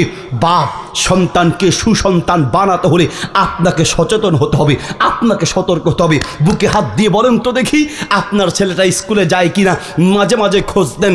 আপনার ছেলেটা প্রাইভেটে যায় কিনা, মাঝে মাঝে খোঁজ দেন। অঙ্ক ইংরেজি পড়তে যায় কিনা আপনি খোঁজ দেন। কিন্তু আপনি জিন্দিগিতে কোনোদিন মসজিদের ইমাম সাহেবকে গিয়ে জিজ্ঞেস করেন নাই, হুজুর আমার ছেলেটা নামাজ পড়তে আসে কিনা, আমার ছেলে কয় ওয়াক্ত নামাজ পড়ে? অঙ্কের হিসাব নিলেন, ইংরেজির হিসাব নিলেন, স্কুলের হিসাব নিলেন, নামাজের হিসাব নেন নাই। কিয়ামতের মাঠে আপনাকে আসামির কাঠগড়ায় দাঁড়াতে হবে। জন্ম দিলেই পাপ হওয়া যায় না। গরুও জন্ম দিতে পারে, ছাগলও জন্ম দিতে পারে, জন্ম দিলেই পাপ হওয়া যায় না। কি দিয়ে আপনাকে বুঝাই, কত দুঃখের বিষয়। এই যে মুরব্বীরা আছে, আগে হলেই সন্ধ্যা হলেই পরে মুরব্বীরা এক সময় বাচ্চাদেরকে বলতো, বাবা তাড়াতাড়ি আজান দিয়েছে, মাগরিবের আজান, কোরআন নিয়ে বসো। সকাল হলে পরে মুসলমানদের ঘর থেকে কোরআন তেলাওয়াতের আওয়াজ শোনা যেত। আর এখন সকাল হলে পরে মুসলমানদের ঘর থেকে নাক ডাকার ঘুমের আওয়াজ শোনা যায়। সন্ধ্যা হলে পরে ছবি, সিনেমা, নাচ, গান, নাটক ইত্যাদির আওয়াজ শোনা যায়। বাচ্চাকে কোরআন যদি না শিখান, এই সন্তান দিয়ে শান্তি আশা করা যায় না। ওয়াল্লাহি তাআলা বিল্লাহ, কসম করে বললেও ভুল হবে না। বাংলাদেশের বৃদ্ধাশ্রমগুলোতে খোঁজ নিয়ে দেখেন, বড় বড় ডাক্তারের মা বাবা পাওয়া যাবে, বড় বড় অফিসারের মা বাবা পাওয়া যাবে, বড় বড় ডাক্তার ইঞ্জিনিয়ারের মা বাবা পাওয়া যাবে। আলহামদুলিল্লাহ, বাংলাদেশের কোনো বৃদ্ধাশ্রমে কোনো একজন আলেমের মা বাপকে খুঁজে পাওয়া যাবে না। কারণ তারা জানে মা বাপ কি জিনিস। রমাদান আসার আগে এই একটা প্রস্তুতিও দরকার। সেটা কি? নবী সাল্লাল্লাহু আলাইহি ওয়াসাল্লাম বলেছেন, এদিকে নবী সাল্লাল্লাহু আলাইহি ওয়াসাল্লাম বলেছেন, তিনি মিম্বরে পা দিয়ে 3বার বললেন আমিন আমিন আমিন। সাহাবা ইকরাম জিজ্ঞেস করলেন, ইয়া রাসূলুল্লাহ, আপনাকে এইভাবে আমিন বলতে তো আর শরীর নেই। বললেন, জিবরাইল আলাইহিস সালাম এসে তিনি বদদোয়া করেছেন আর আমি আমিন বলেছি। কি বদদোয়া করেছেন? এক নাম্বার বদদোয়া, যার সামনে মুহাম্মদ সাল্লাল্লাহু আলাইহি ওয়াসাল্লাম আল্লাহর নবীর নাম নেওয়া হবে, কেউ যদি আল্লাহর নবীর নাম শুনে সাল্লাল্লাহু আলাইহি ওয়াসাল্লাম না বলে, সে ধ্বংস হয়ে যাক। আল্লাহর নবী বলেন আমিন, সে ধ্বংস হয়ে যাক। দুই নম্বর বদদোয়া করলেন, যে ব্যক্তি রমাদান পেল অথচ নিজের গুনাহ মাফ করতে পারল না, সে ধ্বংস হয়ে যাক। আল্লাহর নবী বললেন আমিন। 3 নাম্বার, যে ব্যক্তি মা বাবাকে পেল, মা বাবাকে পাওয়ার পরেও যে ব্যক্তি নিজেকে গুনাহ থেকে মাফ করাতে পারল না, সে ধ্বংস হয়ে যাক। রমাদান আসার আগে 3 নাম্বার আপনার প্রস্তুতি হলো, মা বাবার উপরে যদি মনে কষ্ট থাকে, মা বাবা যদি আপনার উপরে মনে কষ্ট নিয়ে থাকেন, সেই মা বাবাকে খুশি করার চেষ্টা করেন। মা বাবাকে রাগান্বিত রেখে রমাদানের রহমত আর বরকত মাগফিরাত আশা করা যায় না, ঠিক কিনা? ইসলাম শিখায় মা বাবাকে কি পরিমাণ সম্মান করতে হবে, কিভাবে স্নেহ করতে হবে। শুধু আখিরাতের শান্তি নয়, এই দুনিয়ায় শান্তি পেতে হলেও মা বাবার খেদমত ছাড়া বিকল্প কোনো পথ নাই। পৃথিবীর ইতিহাস সাক্ষী দেয়, যতজন মা বাবার সাথে খারাপ আচরণ করেছি, একজনও শান্তি পায়, একজনও শান্তি পায় নাই। মা বাবার মনে কষ্ট দিয়ে জান্নাত তো দূরে থাক, এই দুনিয়াতেও শান্তি আশা করা যায় না। কি পরিমাণ মা বাবার খেদমত করতে হয়, ইসলাম যেভাবে শিখিয়েছে পৃথিবীর অন্য কোনো ধর্ম শিখায় নাই। সন্তানকে দিয়ে শান্তি পেতে হলে তাকে ইসলাম শিখান, কোরআন শিখান, নবীর হাদিস শিখান, দিন শিখান। আব্দুল্লাহ ইবনে ওমর রাদিয়াল্লাহু আনহু কাবার এক কোণায় দাঁড়িয়ে আছেন। ঘুমাই গেছেন আপনারা? জেগে আছেন? আমি কি ছেড়ে দেব না আরেকটু বলবো? কাবার এক কোণায় দাঁড়িয়ে আছেন একজন তরুণ যুবক, তার মাকে কাঁধে নিয়ে নিয়ে তাওয়াফ করাচ্ছে। কাঁধে করে তাওয়াফ করাতে শেষ পর্যন্ত ঠিক আব্দুল্লাহ ইবনে ওমর রাদিয়াল্লাহু আনহুর কাছে আসলেন। এসে আব্দুল্লাহ ইবনে ওমরকে বললেন, আমিরুল মুমিনিন, আমার মা হাঁটতেও পারে না, বসতেও পারে না, প্রতিবন্ধী। আমি আমার মাকে প্যারালাইজড আক্রান্ত হওয়ার পর থেকে প্রায় 20টা বছর আমার এই কাঁধ আমার মায়ের বাহন বানিয়েছি। আমি তাওয়াফ করতে নিয়ে আসি আমার কাঁধে করে, আমার মাকে বাথরুমে আমি কাঁধে করে নিয়ে যাই, এক রুম থেকে আরেক রুমে আমার কাঁধে করে নিয়ে যাই। আমিরুল মুমিনিন, 20টা বছর ধরে আমি যে আমার মাকে এইভাবে কাঁধে বয়ে বেড়াচ্ছি, আমিরুল মুমিনিন বলেন তো দেখি, আমি কি আমার মায়ের হক আদায় করতে পেরেছি কিনা? আব্দুল্লাহ ইবনে ওমর রাদিয়াল্লাহু আনহু মুস্কি হেসে দিয়ে বললেন, শোনো, তুমি 20টা বছর তোমার মাকে কাঁধে করে বয়ে বেড়াচ্ছ, মনে করছো যে তোমার মায়ের হক আদায় করেছো। শোনো, তোমার মা তোমাকে জন্ম দেওয়ার সময় কয়েক হাজার কষ্টের নিঃশ্বাস ছেড়েছে। বর্তমান ডাক্তাররা বলেন, একজন জীবন্ত মানুষের হাত পাগুলোকে একসাথে ধরে টাচ করে ভেঙে ফেললে একটা জীবন্ত মানুষ যেই পরিমাণ কষ্ট পায়, একজন মা তার সন্তানকে জন্ম দেওয়ার সময় তার চাইতে বেশি কষ্ট পায়। বললেন, শোনো, তোমার মা তোমাকে জন্ম দেওয়ার সময় কয়েক হাজার কষ্টের নিঃশ্বাস ছেড়েছে। এই কয়েক হাজার কষ্টের নিঃশ্বাসের মধ্য থেকে একটা নিঃশ্বাসের হক আদায় করার জন্য যদি কিয়ামত পর্যন্ত চেষ্টা করো, মায়ের একটা নিঃশ্বাসের হক কিয়ামত পর্যন্ত আদায় করতে পারবো না, ঠিক কিনা? একটা নিঃশ্বাসের হক। ছেলের বউরা হিসাব মিলায়, হিসাব। গত কয়েকদিন আগে আমার কাছে আমার মাহফিল শেষে, আপনারা তো গ্রামের মানুষ, হয়তো জানা নেই, যারা অনলাইন চালায়, মাহফিলে গেলেই কিছু না কিছু প্রশ্ন দেয়। দেখ, মাহফিল শেষে প্রশ্ন দিয়েছি, হুজুর, আমার ভাইয়েরা, আমার মা বাবার মাসে অনেক টাকার ঔষধ লাগে, তারা দেয় না, আমার দিতে হয়, আমিও যদি না দেই তাহলে আমি গুনাহগার হব কি না? প্রশ্ন দিচ্ছি। ছেলের বউরা ছেলেদেরকে, মানে বউরা স্বামীদেরকে হিসাব দেখায়, জানো গত মাসে তোমার মা বাবার ঔষধের খরচ কত গিয়েছে, মাসে কয় টাকার ঔষধ লাগে তোমার মা বাবার, তোমার কি খবর আছে? তোমার কি খবর রাখো তুমি? কয় টাকা মাসে ঔষধ যায়, সব কি তোমাকে একাই দিতে হবে? বৌমা, হিসাব মিলাচ্ছ? শ্বশুর শাশুড়ির, মা বাবার ঔষধের খরচের হিসাব মিলাও, কিয়ামত পর্যন্ত হিসাব শেষ করতে পারবা না।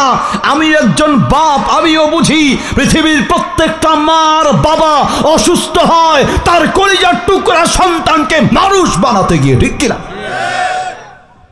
একটু যদি ঘুমে ডিস্টার্ব হয় তো আপনার কাছে কেমন লাগবে? একটু যদি ঘুমে ডিস্টার্ব হয়, আজকে ঘুম একটু কম হয়েছে, এই যে ঘুমাতে গেলেন, আধা ঘন্টা পরে যদি আপনাকে ঘুম থেকে জাগায় দেয়, মেজাজ গরম হয়ে যায় না? আরে কাঁচা ঘুম আমার ভেঙে দিলি, এক রাতে একটা বার আপনার ঘুম ভেঙে দিলে আপনার মেজাজ গরম হয়ে যায়। এবার বলেন, যার ঘরে সন্তান আছে ওই মা এক রাতে কতবার যে তার ঘুম ভাঙে, সেই ঘুম ভাঙার কোনো হিসাব করতে পারো? হিসাব মিলাও তুমি। মহিলারা কেউ শুনতেছে? শুনতেছে? আমার গাড়ি আটকাইলে ছুটাই দিবেন, ঠিক আছে? বৌমা শোনো, আজকের এই ভাটিগ্রাম যুব সমাজের উদ্যোগের মাহফিল থেকে বলে যাই, ছেলের বউরা শুনে রাখো, আজ শ্বশুর শাশুড়ির সাথে যা আচরণ করবে, আগামীতে তোমার সাথে তার চাইতে খারাপ আচরণ করা হবে। লিখে রাখো, আজ যা করছো আগামীতে তোমার সাথে তার চাইতে খারাপ আচরণ করা হবে। এক শাশুড়ি চোখে দেখে না, অন্ধ, বসে আছে। কে কথা বলে? কথা আবার শোনা যাচ্ছে। ছেলের বউ বসে আছে, শুয়ে শুয়ে মোবাইল টিপতেছে। শাশুড়ি অন্ধ, চোখে দেখে না। শাশুড়ি বলছে, বৌমা আমার পিঠ চুলকাচ্ছে, একটু পিঠটা চুলকায় দাও তো। বৌমা শোয়া থাকা অবস্থায় বলছে, শাশুড়ি পিছনে আসেন, চুলকায় দিই। শাশুড়ি তো চোখে দেখে না, আস্তে আস্তে করে একদম বৌমার পায়ের কাছে এসেছে। বৌমার পায়ের কাছে যখন আসলো, বৌমা চিন্তা করলেন শাশুড়ি তো আর চোখে দেখে না, পা দিয়ে চুলকালে যে কথা, হাত দিয়ে চুলকালে একই কথা, চুলকালেই হলো। এই জালেম বউ শাশুড়ির পিঠ চুলকাইছে, কিন্তু হাত দিয়ে না, পা দিয়ে চুলকাইছে। নাউজুবিল্লাহ বলেন।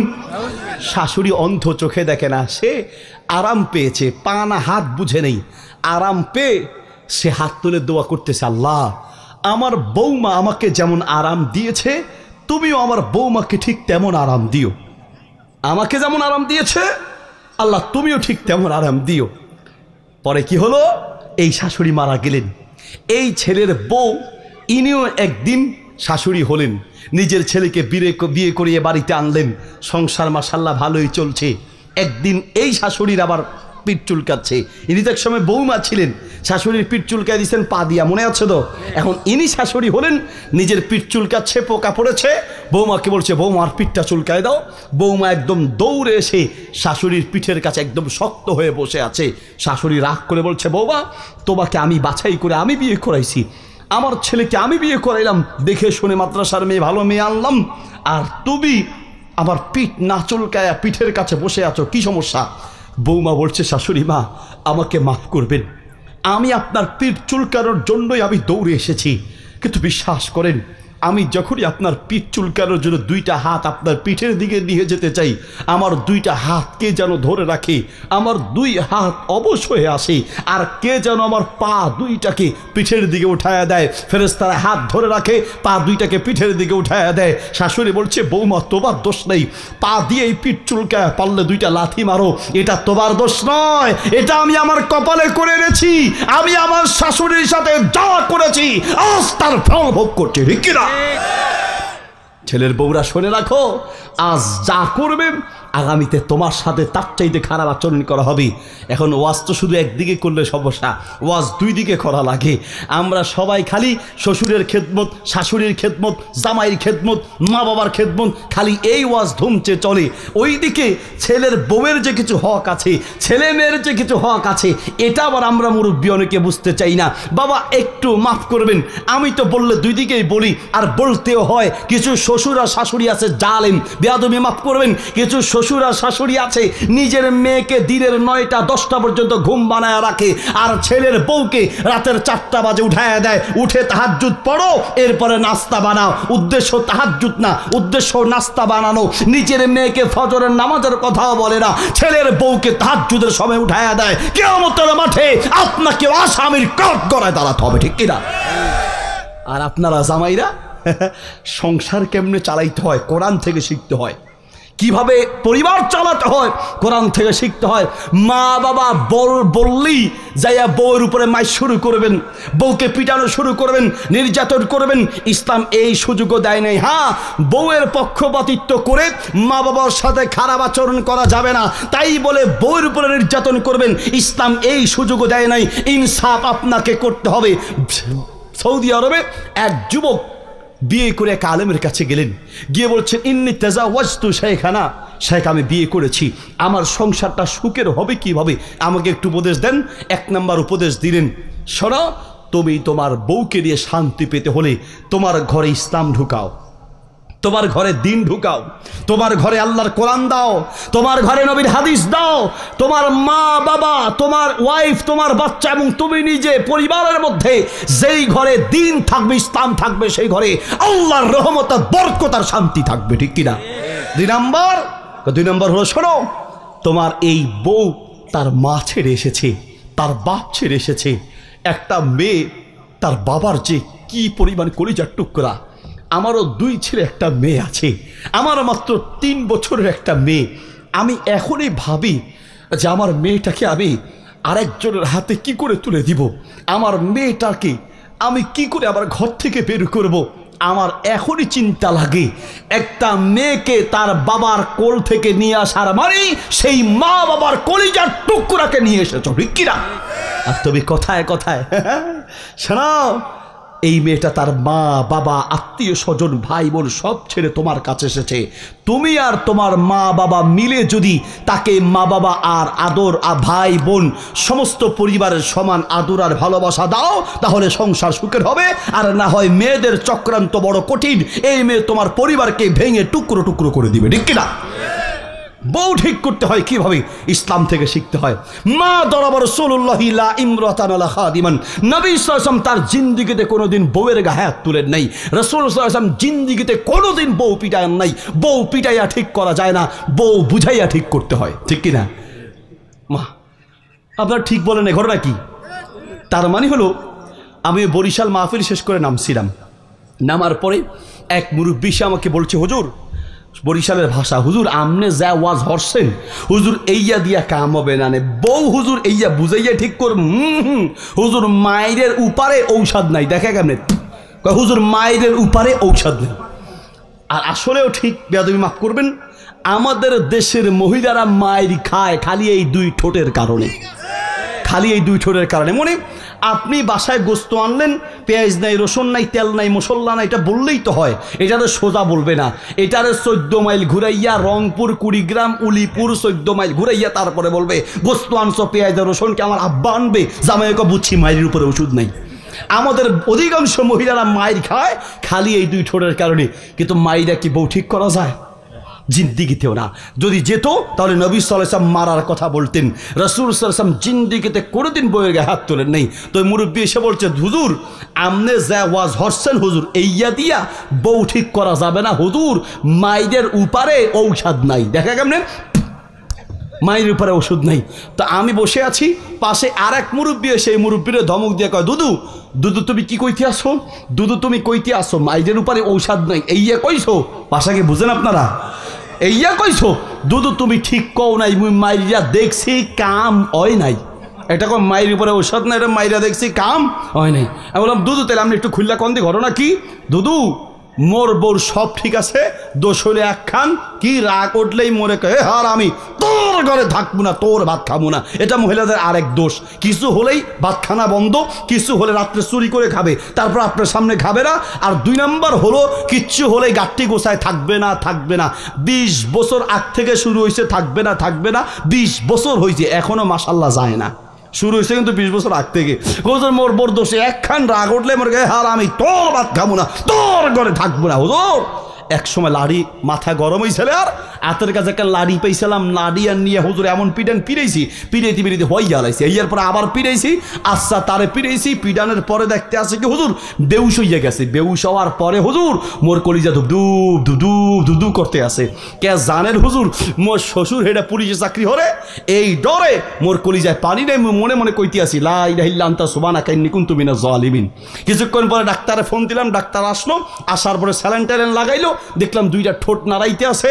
মুই মনে মনে কইতে আসি, বরিশালের ভাষা বুঝেন তো, মুই মনে মনে কইতে আসি মরে নাই, মরে নাই, আলহামদুলিল্লাহ আলহামদুলিল্লাহ আছে। কিছুক্ষণ পরে দেখতে আসি কি হুজুর জানেন, মোরে কাছে বলাইতে আছে। মুই মনে হরছিলাম কি মোর কাছে মাপ চাইবে, মাইকটার খাইয়া সোজা হয়েছে। হইয়া লাগে মুই মনে মনে কইতে আসি যাক আলহামদুলিল্লাহ হয়তো ভালো হইয়া গেছে। মোরে কাছে বলাইতে আছে, মনে করছিলাম মাপ চাইবে, আমি কান্দা হ্যাঁ ঠোঁটের কাছে নিছি। ঠোঁটের কাছে নেওয়ার পরে মোরে কি কইতে আছে জানেন? মুই যেইয়া লাগিয়া মারছি মোরে হেইয়াই কইতে আছে। মোরে কয় আমি তোর জিন্দিগি তো না। তাইলে বউ কি পিটায় ঠিক করা যায়? কথা ঠিক করা যায়? যেই বউ বুঝাইয়া ঠিক করা যাবে না, কিয়ামত পর্যন্ত পিটাইলেও ঠিক হবে না। বুঝাইয়া ঠিক করে। আমি তো বলি যে ঘর সংসার সুন্দর করতে হলে রাসূল সাল্লাল্লাহু আলাইহি ওয়াসাল্লামের আদর্শ এবং ইসলামের যে আদর্শ সেগুলো শিখতে হবে। আমি কথার খুব বেশি দীর্ঘায়িত করব না।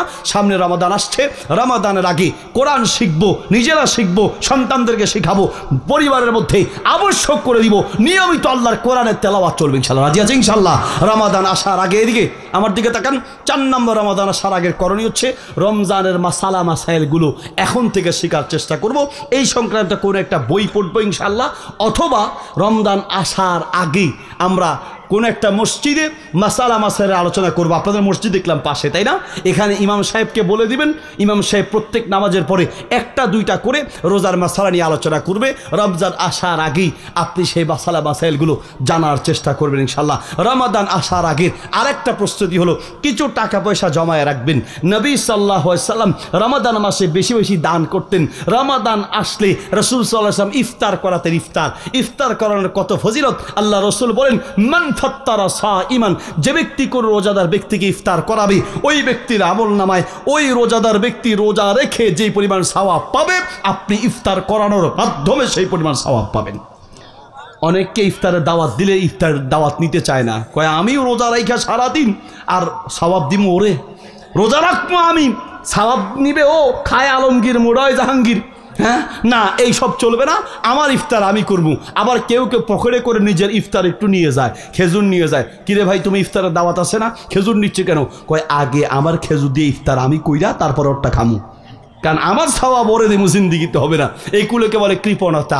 আপনি কারো ইফতারে যে ভাই ইফতারের দাওয়াত দিচ্ছেন আমাদের প্রধান অতিথি সাহেব, হ্যাঁ যাবেন তো ইনশাল্লাহ? না, এটা কেমনে মিস করে? যাবেন তো ইনশাল্লাহ নাকি? আচ্ছা, যদি আমি আসি আমিও যাবো ইনশাল্লাহ, যদি এদিকে থাকি। ইফতারের দাওয়াত দিলে গ্রহণ করা উচিত। আমার দাওয়াত আছে তো ভাই নাকি? মাশাআল্লাহ। ইফতারের দাওয়াত দিলে গ্রহণ করা উচিত, অথবা নিজে ইফতার আয়োজন করবেন। শুধু ওনার উপর ভরসা নয়, বরং পারলে আপনি গিয়ে যে ভাই আপনি তো ইফতার করাচ্ছেন, একদিন ইফতার করানোর দায়িত্ব আমি নিলাম, মসজিদে ইফতার করানোর দায়িত্ব নেবেন। আপনি ইফতারের দায়িত্ব নিলে যত মানুষ রোজা রেখে যে পরিমাণ সওয়াব পাবে, আপনি ইফতার করানোর মাধ্যমে আপনি সেই পরিমাণ সওয়াব পাবেন। যিনি রোজা রাখবে তার কোনো সওয়াব কমানো হবে না, আপনার ভয়ের কোনো কারণ নেই। প্রিয় ভাইয়েরা আমার, রমাদানে কিছু আমল আমি বলে দিব।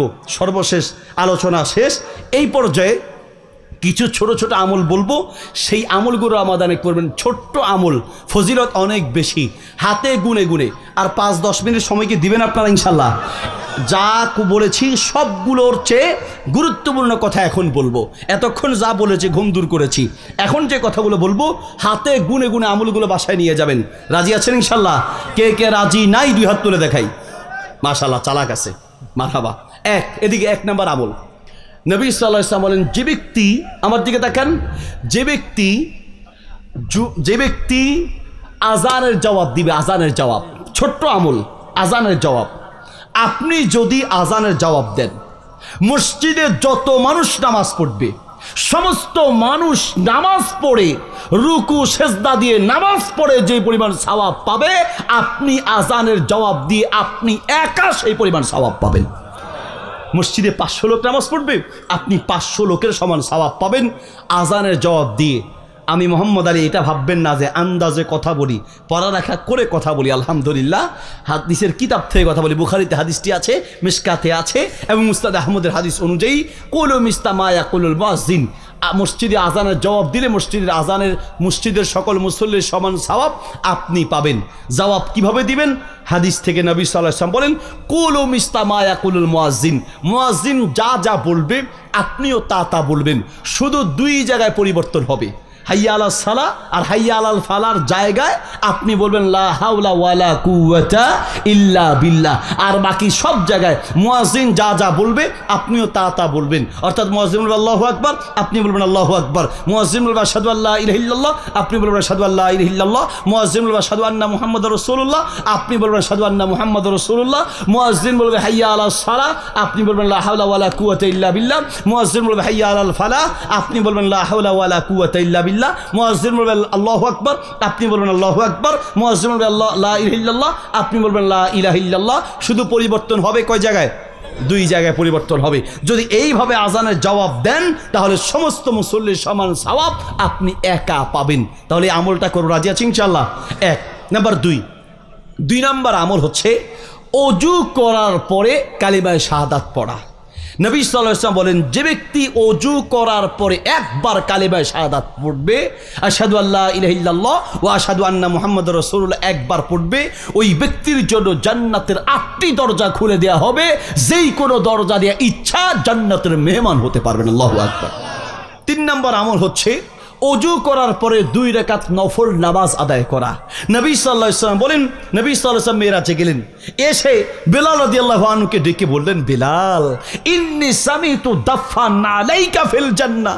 ও বেলাল, আমি জান্নাতে তোমার পায়ের আওয়াজ শুনেছি। বেলাল বলো তো দেখি, তুমি এমন কোন আমল করো দুনিয়ায় থাকতেই জান্নাতের মেহমান হয়ে গেলে? বেলাল রাদিয়াল্লাহু আনহু বলেন, ইয়া রাসূলুল্লাহ, একটা ছোট্ট আমল নিয়মিত করি। কি? ওযু করার পরে নিয়মিত 2 রাকাত নফল নামাজ আদায় করি। আল্লাহু আকবার। তাহলে ওযু করার পর 3 নম্বর আমল নিয়মিত 2 রাকাত নফল নামাজ পড়া। 4 নম্বর আমল ওযুটা সুন্নত তরিকায় করা। ওযু সুন্নত তরিকা করলে কি হয়? খারাজাত খতায়াহু মিন জাসাদিহি, শরীরে যত পাপ আছে সমস্ত পাপ আল্লাহ ধুয়ে মুছে সাফ করে দেয়। আল্লাহু আকবার। তবে ওযুটা সুন্নত তরিকায় করতে হবে। এবার 2 মিনিট সময় নেই।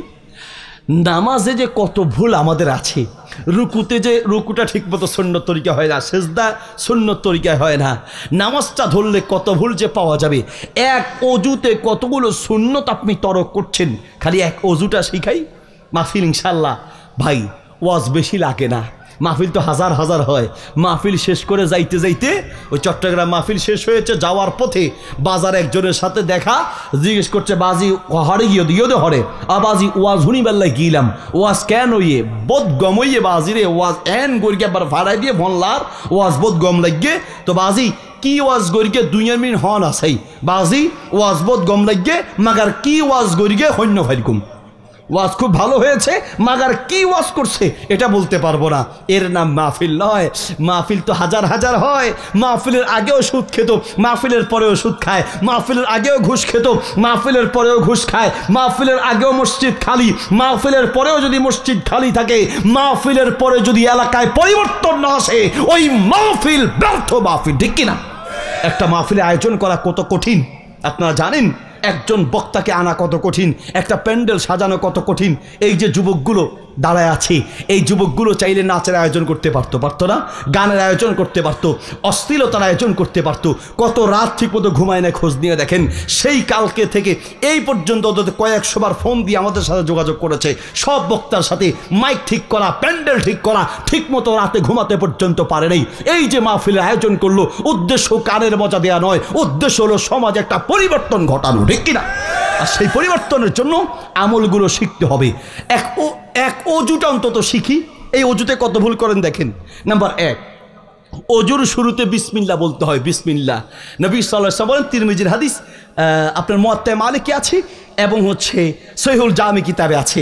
নবী সাল্লাল্লাহু আলাইহি ওয়াসাল্লাম বলেন, লা উদু আলিমান লাম ইয়াজকুর ইসমাল্লাহি আলাইহি, যে ব্যক্তি ওযুর শুরুতে বিসমিল্লাহ বলল না, তার ওযু পরিপূর্ণ হলো না। ওযুর শুরুতে আপনি বিসমিল্লাহ বলবেন। আর আমাদের ওযু শুরু হয় গল্প দিয়া। একজন আরেকজনের জিজ্ঞেস করে, চাচা আসেননি ভালো, খাইছেননি বাইত, খাইছেননি ভাত, আসেনি মেয়ে যেটা বিয়ে দিয়েছেন রংপুর কেমন আছে, ঠাকুরগাঁ ছেলে যেটা বিয়ে করেছেন আল্লাহ কেমন রাখছে। এই যে গল্প চলতে আছে আর পানি ছাইরা চলছে গাড়ি যাত্রা বাড়ি। তাহলে ওযু কি গল্প দিয়ে না বিসমিল্লাহ দিয়ে? 1 নম্বর ভুল করি, ওযুর শুরুতে বিসমিল্লাহ বলি না। 2 নম্বর ভুল করি, ওযুর শুরুতে আমরা হাত ধুই। আমার দিকে তাকান, নাহলে ওয়াজ বুঝবেন না। মহিলারা কি ওয়াজ শুনতেছে? প্রজেক্টর আছে? প্রজেক্টর আছে? নাই। আচ্ছা, বাড়িতে গিয়ে আপনি দেখাই দিবেন, আপনার বিবিকে আপনি অজু শিখাই দিবেন। আমার দিকে তাকান, অজুর শুরুতে বিসমিল্লাহ বলতে হবে। 2 নম্বর ভুল করি, হাত ধুই সত্য কিন্তু হাতের আঙ্গুলগুলো খিলাল করি না। অজু করার সময় হাত ধুবেন, আমার দিকে তাকান, আঙ্গুলের মাঝে এইভাবে আঙ্গুল ঢুকিয়ে হাতের আঙ্গুল খিলাল করতে হয়। নবী সাল্লাল্লাহু আলাইহি ওয়াসাল্লাম বলেন ফাখল্লিল বাইনা আসাবিয়া রিজলাইকা ওয়া ইয়াদাইকা, হাত ধুই সত্য আঙ্গুল খিলাল করি না। 3 নম্বর ভুল করি, আমরা কুলি করি সত্য কিন্তু হাদিসে যেই কুলি বলা আছে এই কুলি আমরা করি না। হাদিসে কিভাবে কুলির কথা বলা আছে? তামাদমাদা মানে হলো ইদখালুল মাই ফিল ফাবি ফাতাহরিকুহু সুম্মা ইনজালুহু, মুখের ভিতরে পানি ঢুকিয়ে এই পানি চারপাশে নাড়ানো, মুখে পানি দিয়া গড়গড়া করবেন, চারপাশে নাড়াবেন, এটার নাম হচ্ছে কুলি। আর আমরা যে কুলি করি মুখে পানি নিয়া কুলে নিলাম আর ফুস করলাম, এটা কুলি হয় না, ফুস হয়েছে, ঠিক কি না? তাহলে পরিপূর্ণ কুলি হবে মুখে পানি নিয়ে চারপাশে নাড়াতে হবে। তারপরে 4 নম্বর ভুল করি, আমরা মেসওয়াক করার আমল ছেড়ে দিয়েছি বললেই চলে। আল্লাহু আকবার। মেসওয়াক করার আমল যেন ভুলে না যায়। কোন কোন সাহাবী কানের গোড়ায় মেসওয়াক রেখে দিতেন। মেসওয়াক খুব হারায়, আমারও হারায়, মানে মেসওয়াক এত হারায় কল্পনার বাহিরে। এর জন্য কোন সাহাবী ছোটবেলায় কাঠমিস্ত্রি দেখছেন, কাঠমিস্ত্রি পেন্সিল কোথায় রাখতো? পেন্সিল কানের গোড়ায় রাখতো না, যেন হারায় না যায়। কোন সাহাবী কানের গোড়ায় মেসওয়াক রেখে দিতেন যেন মেসওয়াক হারিয়ে না যায়। এখন তো পকেট সিস্টেম আছে, পকেটে রেখে দিবেন। নবী সাল্লাল্লাহু আলাইহি ওয়াসাল্লাম জীবনের শেষ মুহূর্তেও মেসওয়াক করেছেন। জীবনের শেষ মুহূর্ত আয়েশাকে ইশারা দিলেন, আয়েশা রাদিয়াল্লাহু আনহা তাড়াতাড়ি গিয়ে মেসওয়াক নিয়ে আসলেন, নিয়ে এসে দিলেন। মেসওয়াক শক্ত, রাসূল সাল্লাল্লাহু আলাইহি ওয়াসাল্লাম করতে পারছে না, আবার মেসওয়াকটা নিয়ে চিবিয়ে নরম করে দিলেন। জীবনের শেষ মুহূর্তেও রাসূল সাল্লাল্লাহু আলাইহি ওয়াসাল্লাম মেসওয়াক করেছেন। তাহলে 4 নম্বর ভুল করি, মেসওয়াক করি না। 5 নম্বর ভুল করি, নাকে পানি দেই সত্য, নাক ঝাড়ি না। নাকে পানি দেওয়া যেমন আমল, নাক ঝাড়াটাও একটা সুন্নাহসম্মত আমল। হাদিসে এসেছে ইস্তানশাক ওয়াস্তানসারা, ইস্তেনশাক মানে নাকে পানি দেয়া, ইস্তেনসার মানে নাক ঝাড়া। তাহলে নাকে পানি দিব, নাক ঝাড়বো। এরপরে ভুল করি, আমরা মুখ ধুই সত্য কিন্তু দাড়ি খিলাল করি না। দাড়ি, যাদের দাড়ি ঘন তারা 1 কোষ পানি নিয়ে দাড়ির মধ্যে দিয়ে দিবেন। আর যাদের দাড়ি হালকা, হালকা দাড়ি বুঝেন তো, অল্প দাড়ি, এই দাড়ির একটা নাম আমাদের দেশের মানুষ রাখছে, কয় ছাগল্লা দাড়ি। ছাগল্লা দাড়ি কেমনে ছাগল্লা হয়? কেমনে দাড়ি আবার ছাগল্লা হয়? ছাগল্লা দাড়ি বলবেন না, বরং হালকা দাড়ি। হালকা দাড়ি হলে একটু এভাবে খিলাল করে দিবেন, ঘন দাড়ি হলে এইভাবে আপনি একটু 1 কোষ পানি নিয়ে দাড়ির ভিতরে দিয়ে দিবেন। তাহলে মুখ ধুই সত্য, দাড়ি খিলাল করি না। হাত ধুই কোনই শুকনো থেকে যায়। এই জন্য ইমাম আবু হানিফা রাহিমাহুল্লাহ বলেন যে কোনই সহ ধৌত করো, কোনইটা সহ ধুতে হবে। এরপরে ভুল করি, মাথা মাসে করার নিয়ম তো মানে অসংখ্য মুসল্লি আমরা জানি না। মাথা মাসে কিভাবে করতে হয় আমার দিকে ভালো করে তাকান। আপনারা একটু 2টা হাত উপরে উঠান, এইভাবে মাথার উপরে নেন, আমার দিকে তাকাবেন। এইভাবে সামনের দিক থেকে পিছন দিকে যাবেন, পিছন থেকে আবার সামনের দিকে। আমি আবার দেখাচ্ছি, এই হাত নিয়ে সামনের দিক থেকে পিছনে, পিছন থেকে আবার সামনে, ব্যাস শেষ। সামনে থেকে পিছনে, পিছন থেকে সামনে, মাথা মাছ হয়ে গেল। এবার কান মাছই করবেন, এই 2 আঙ্গুল কানের ভিতরে আর বৃদ্ধাঙ্গুল দিয়ে কানের বাহিরে। এই 2 আঙ্গুল দিয়ে কানের ভিতরে নেটওয়ার্কে কয়েলের পিছনে, কয়েলের প্যাচের মধ্যে ঘুরাবেন, আর বৃদ্ধাঙ্গুল দিয়ে কানের বাহিরে। সামনের দিক থেকে একবার পিছনে, আবার পিছন থেকে সামনে, মাথা মাছে হয়ে গেল। মাথা মাছে করতে ভুল করি। এরপরে ভুল করি, পা ধুই সত্য, পায়ের আঙ্গুলগুলো খিলাল করি না। পায়ের আঙ্গুলের মাঝে আঙ্গুল ঢুকিয়ে এইভাবে পায়ের আঙ্গুল খিলাল করতে হয়। অজু যদি সুন্নত তরিকায় ঠিক মতো করা যায় তাহলে তার শরীরের সমস্ত সগীরা গুনাহ আল্লাহ ধুয়ে মুছে সাফ করে দেয়। আল্লাহু আকবার। তাহলে অজুরা সুন্নত তরিকা করব, রাজি আছি ইনশাআল্লাহ? প্রিয় ভাইয়েরা আমার, অজু কিভাবে করতে হয় ওয়াজ করলেই কি হয়ে যাবে? এই যে ওয়াজ শুনলেন, পুরাপুরি এখনো হবে না। কি করতে হবে? মসজিদের ইমাম, মুয়াজ্জিন, আলেম ওলামার কাছে গিয়ে নিজে অজু করিয়ে দেখাতে, হুজুর আমার অজুটা হয় কিনা দেখেন, আমার রুকুটা হয় কিনা, আমার সেজদাটা হয় কিনা। ঠিক আছে ইনশাআল্লাহ? এরপরে 5 নম্বর আমল হচ্ছে ইশরাকের নামাজ পড়া। আর 2 মিনিট কি বলবো না ছেড়ে দিব? ইশরাকের নামাজ। সুবহানাল্লাহ। নবী সাল্লাল্লাহু আলাইহি ওয়াসাল্লাম বলেন, যেই ব্যক্তি ইশরাকের নামাজ পড়বে ওই ব্যক্তির আমল নামায় তামাতান কবুল হজ আর কবুল উমরার সওয়াব তার আমল নামায় লেখা হবে। হজ উমরার কবুল হজ মানে পূর্ণ হজ উমরার সওয়াব আপনি পাবেন। আচ্ছা, হজ করলেই সবাই সওয়াব পাবে? না না ভাই, পৃথিবীতে বহু হাজি আছে নামের জন্য হজ করে। নাম, ইমাম সাহেবকে 5,000 টাকা দিয়ে, হুজুর আমার নামে একটা সুন্দর করে রিসিট দেন। এখন হুজুর রিসিট লিখছে জনাব অমুক সাহেব। শিক্ষিত অনেক মানুষ আছেন, নামের শুরুতে জনাব দিলে শেষে সাহেব লাগে না, কিন্তু এই মুরব্বীর মন খুশি করার জন্য ইমাম সাহেব ডিগ্রি 2টা দিয়েছেন, শুরু দিয়া জনাব আবার শেষে সাহেব, জনাব অমুক সাহেব। চাচা তাও খুশি নেই। ইমাম সাহেবের ডাক দিয়ে, হুজুর এদিকে আসেন, আপনাদেরকে আল্লাহ বিবেক দেয় নেই। মানে হুজুরদের দোষ যদি পায় তো আপনি দেখবেন যে মিডিয়া লাগে না, পত্রিকা লাগে না, এমনিই দেশে দেশে ঘুরে। হুজুরের জামা লম্বা হইলে হুজুরেরা কাপড়ের দাম বাড়াইছে, ছোট হইলে টেডি হুজুর। দাওয়াত খেতে যাওয়ার সময় যদি আস্তে আস্তে হাঁটে তো তাও দোষ, হুজুর এত আস্তে হাঁটতেছেন, দাওয়াত মনে এক জায়গায় খাইয়া আসছেন, এখন হাঁটতে পারেন না। আবার জোরে হাঁটলে তাও দোষ, হুজুরেরা আলবা পাইলে দৌড়ের প্রতিযোগিতা দেয়। দাওয়াত খেতে বসে যদি একটু বেশি খায়, হুজুরেরা আলবা পাইলে 2 চামচ বেশি খায়, কম খাইলে তাও দোষ। হুজুর দাওয়াত কি আরো আসেনি, কমাইয়া খাইতে আছেন কেন?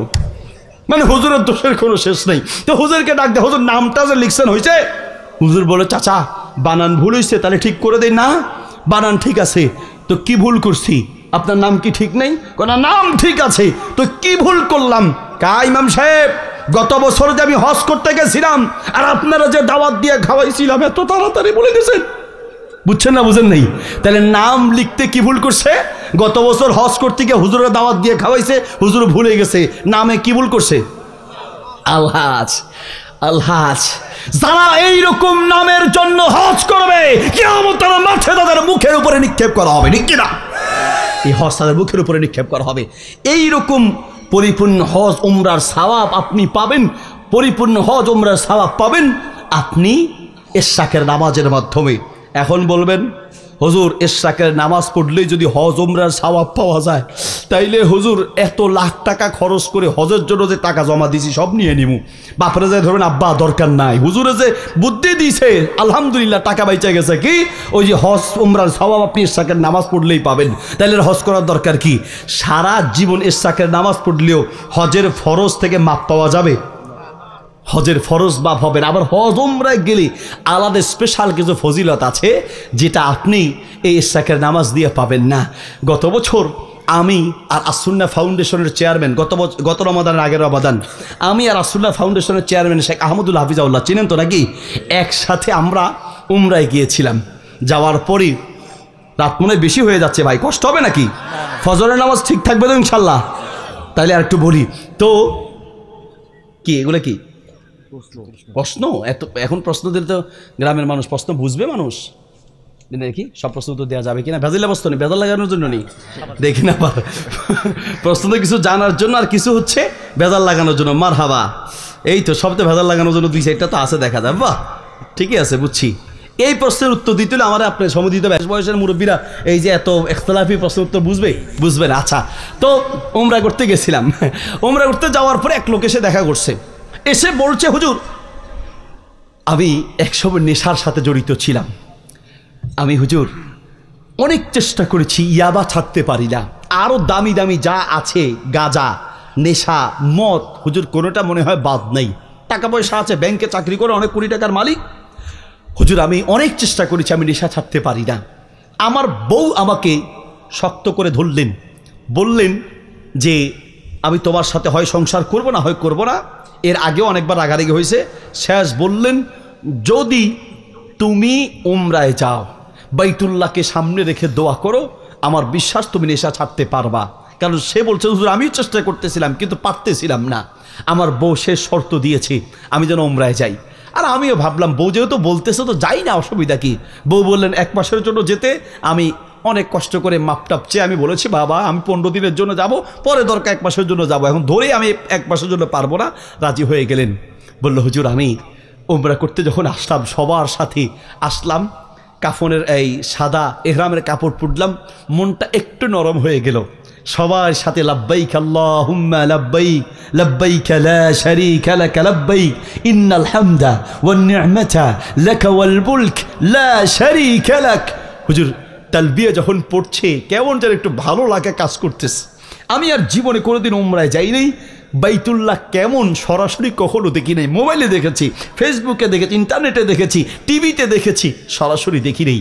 সবার সাথে আমিও তালবিয়া পড়ে পড়ে বাইতুল্লাহ তাওয়াফের জন্য বাইতুল্লাহর কাছে যাচ্ছি, কাবার কাছে যাচ্ছি।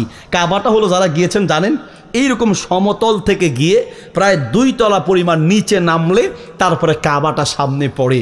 আমি হুজুর সবার সাথে এইভাবে গিয়ে সিঁড়িতে করে নিচে নামতেছি, কখন আমি দেখতে পারবো আমার জানা নাই, সবাই যাচ্ছে আমিও যাচ্ছি। এই সিঁড়ি দিয়ে নামতেই নেমেই হঠাৎ করে কাবাটা সামনে পড়লো। বিশ্বাস করেন হুজুর, কত শতবার মোবাইলে কাবা দেখেছি, মোবাইলে ইন্টারনেটের কাবার চেয়ে সরাসরি কাবার মাঝে আসমান আর জমিনের পার্থক্য। এত মায়া, এত ভালোবাসা, কালো গিলাপে মোড়ানো সোনালি অক্ষরে লেখা সেই কাবার দিকে চোখ পড়ার সাথে সাথে আমি তাকায় থাকলাম। অনেক চেষ্টা করেও চোখ নামাতে পারলাম না, আমার সাথে সবাই হারায় গেল, আমি তাকিয়েই থাকলাম। সেই দিন চোখের পানিতে বুক ভেসে গেল। ওই দিন যে আল্লাহ অন্তরে হেদায়েতের নূর ঢেলে দিয়েছেন, আজ পর্যন্ত আর কোনো নেশা গ্রহণ করিনি। আল্লাহু আকবার। সেই পাওয়ার এই উমরায়, সেই হজের মধ্যে অনেকগুলো জায়গায় আছে অন্তরের পরিবর্তন, সেগুলো ইশরাকের নামাজ দিয়ে হবে না। তারপরেও তো হজ উমরার সমান সওয়াব আপনি পাবেন ইশরাকের নামাজের মাধ্যমে। কখন পড়তে হয় শেষ আলোচনা, এরপর 2-1টা প্রশ্ন উত্তর হয়তো দিতে পারবো। কখন পড়তে হয়? ফজরের ফরজ নামাজ যেখানে পড়বেন ওই জায়গায় বসে থেকে ঠিক সূর্য ওঠা পর্যন্ত তাসবিহ তাহলিল বিভিন্ন দোয়া পড়বেন, জিকির আজকার করবেন। তারপরে সূর্য ওঠার 15 থেকে 20 মিনিট পরে কমপক্ষে 2 রাকাত, চাইলে আরও বেশিও পড়তে পারেন, 2 রাকাত করে করে ফজরের ফরজ যেখানে পড়বেন ওই জায়গায় জিকির আজকার করবেন। সূর্য ওঠার 15-20 মিনিট পরে 2 রাকাত ইশরাকের নামাজ পড়লে ওই ব্যক্তির আমল নামায় পরিপূর্ণ হজ এবং উমরার সওয়াব লিখে দেওয়া হবে। সুবহানাল্লাহ। তাহলে আমলটা করব রাজি আছি ইনশাআল্লাহ। আল্লাহ সুবহানাহু ওয়া তাআলা আমাদের সবাইকে তৌফিক দান করুন, আমিন। রমাদান আসছে, রমাদানে বিশেষ করে এই আমলগুলো করব, ঠিক আছে ইনশাআল্লাহ। আল্লাহ তাআলা সবাইকে তৌফিক দান করুন। জাযাকুমুল্লাহ খায়ের, বারাকাল্লাহু ফিকুম।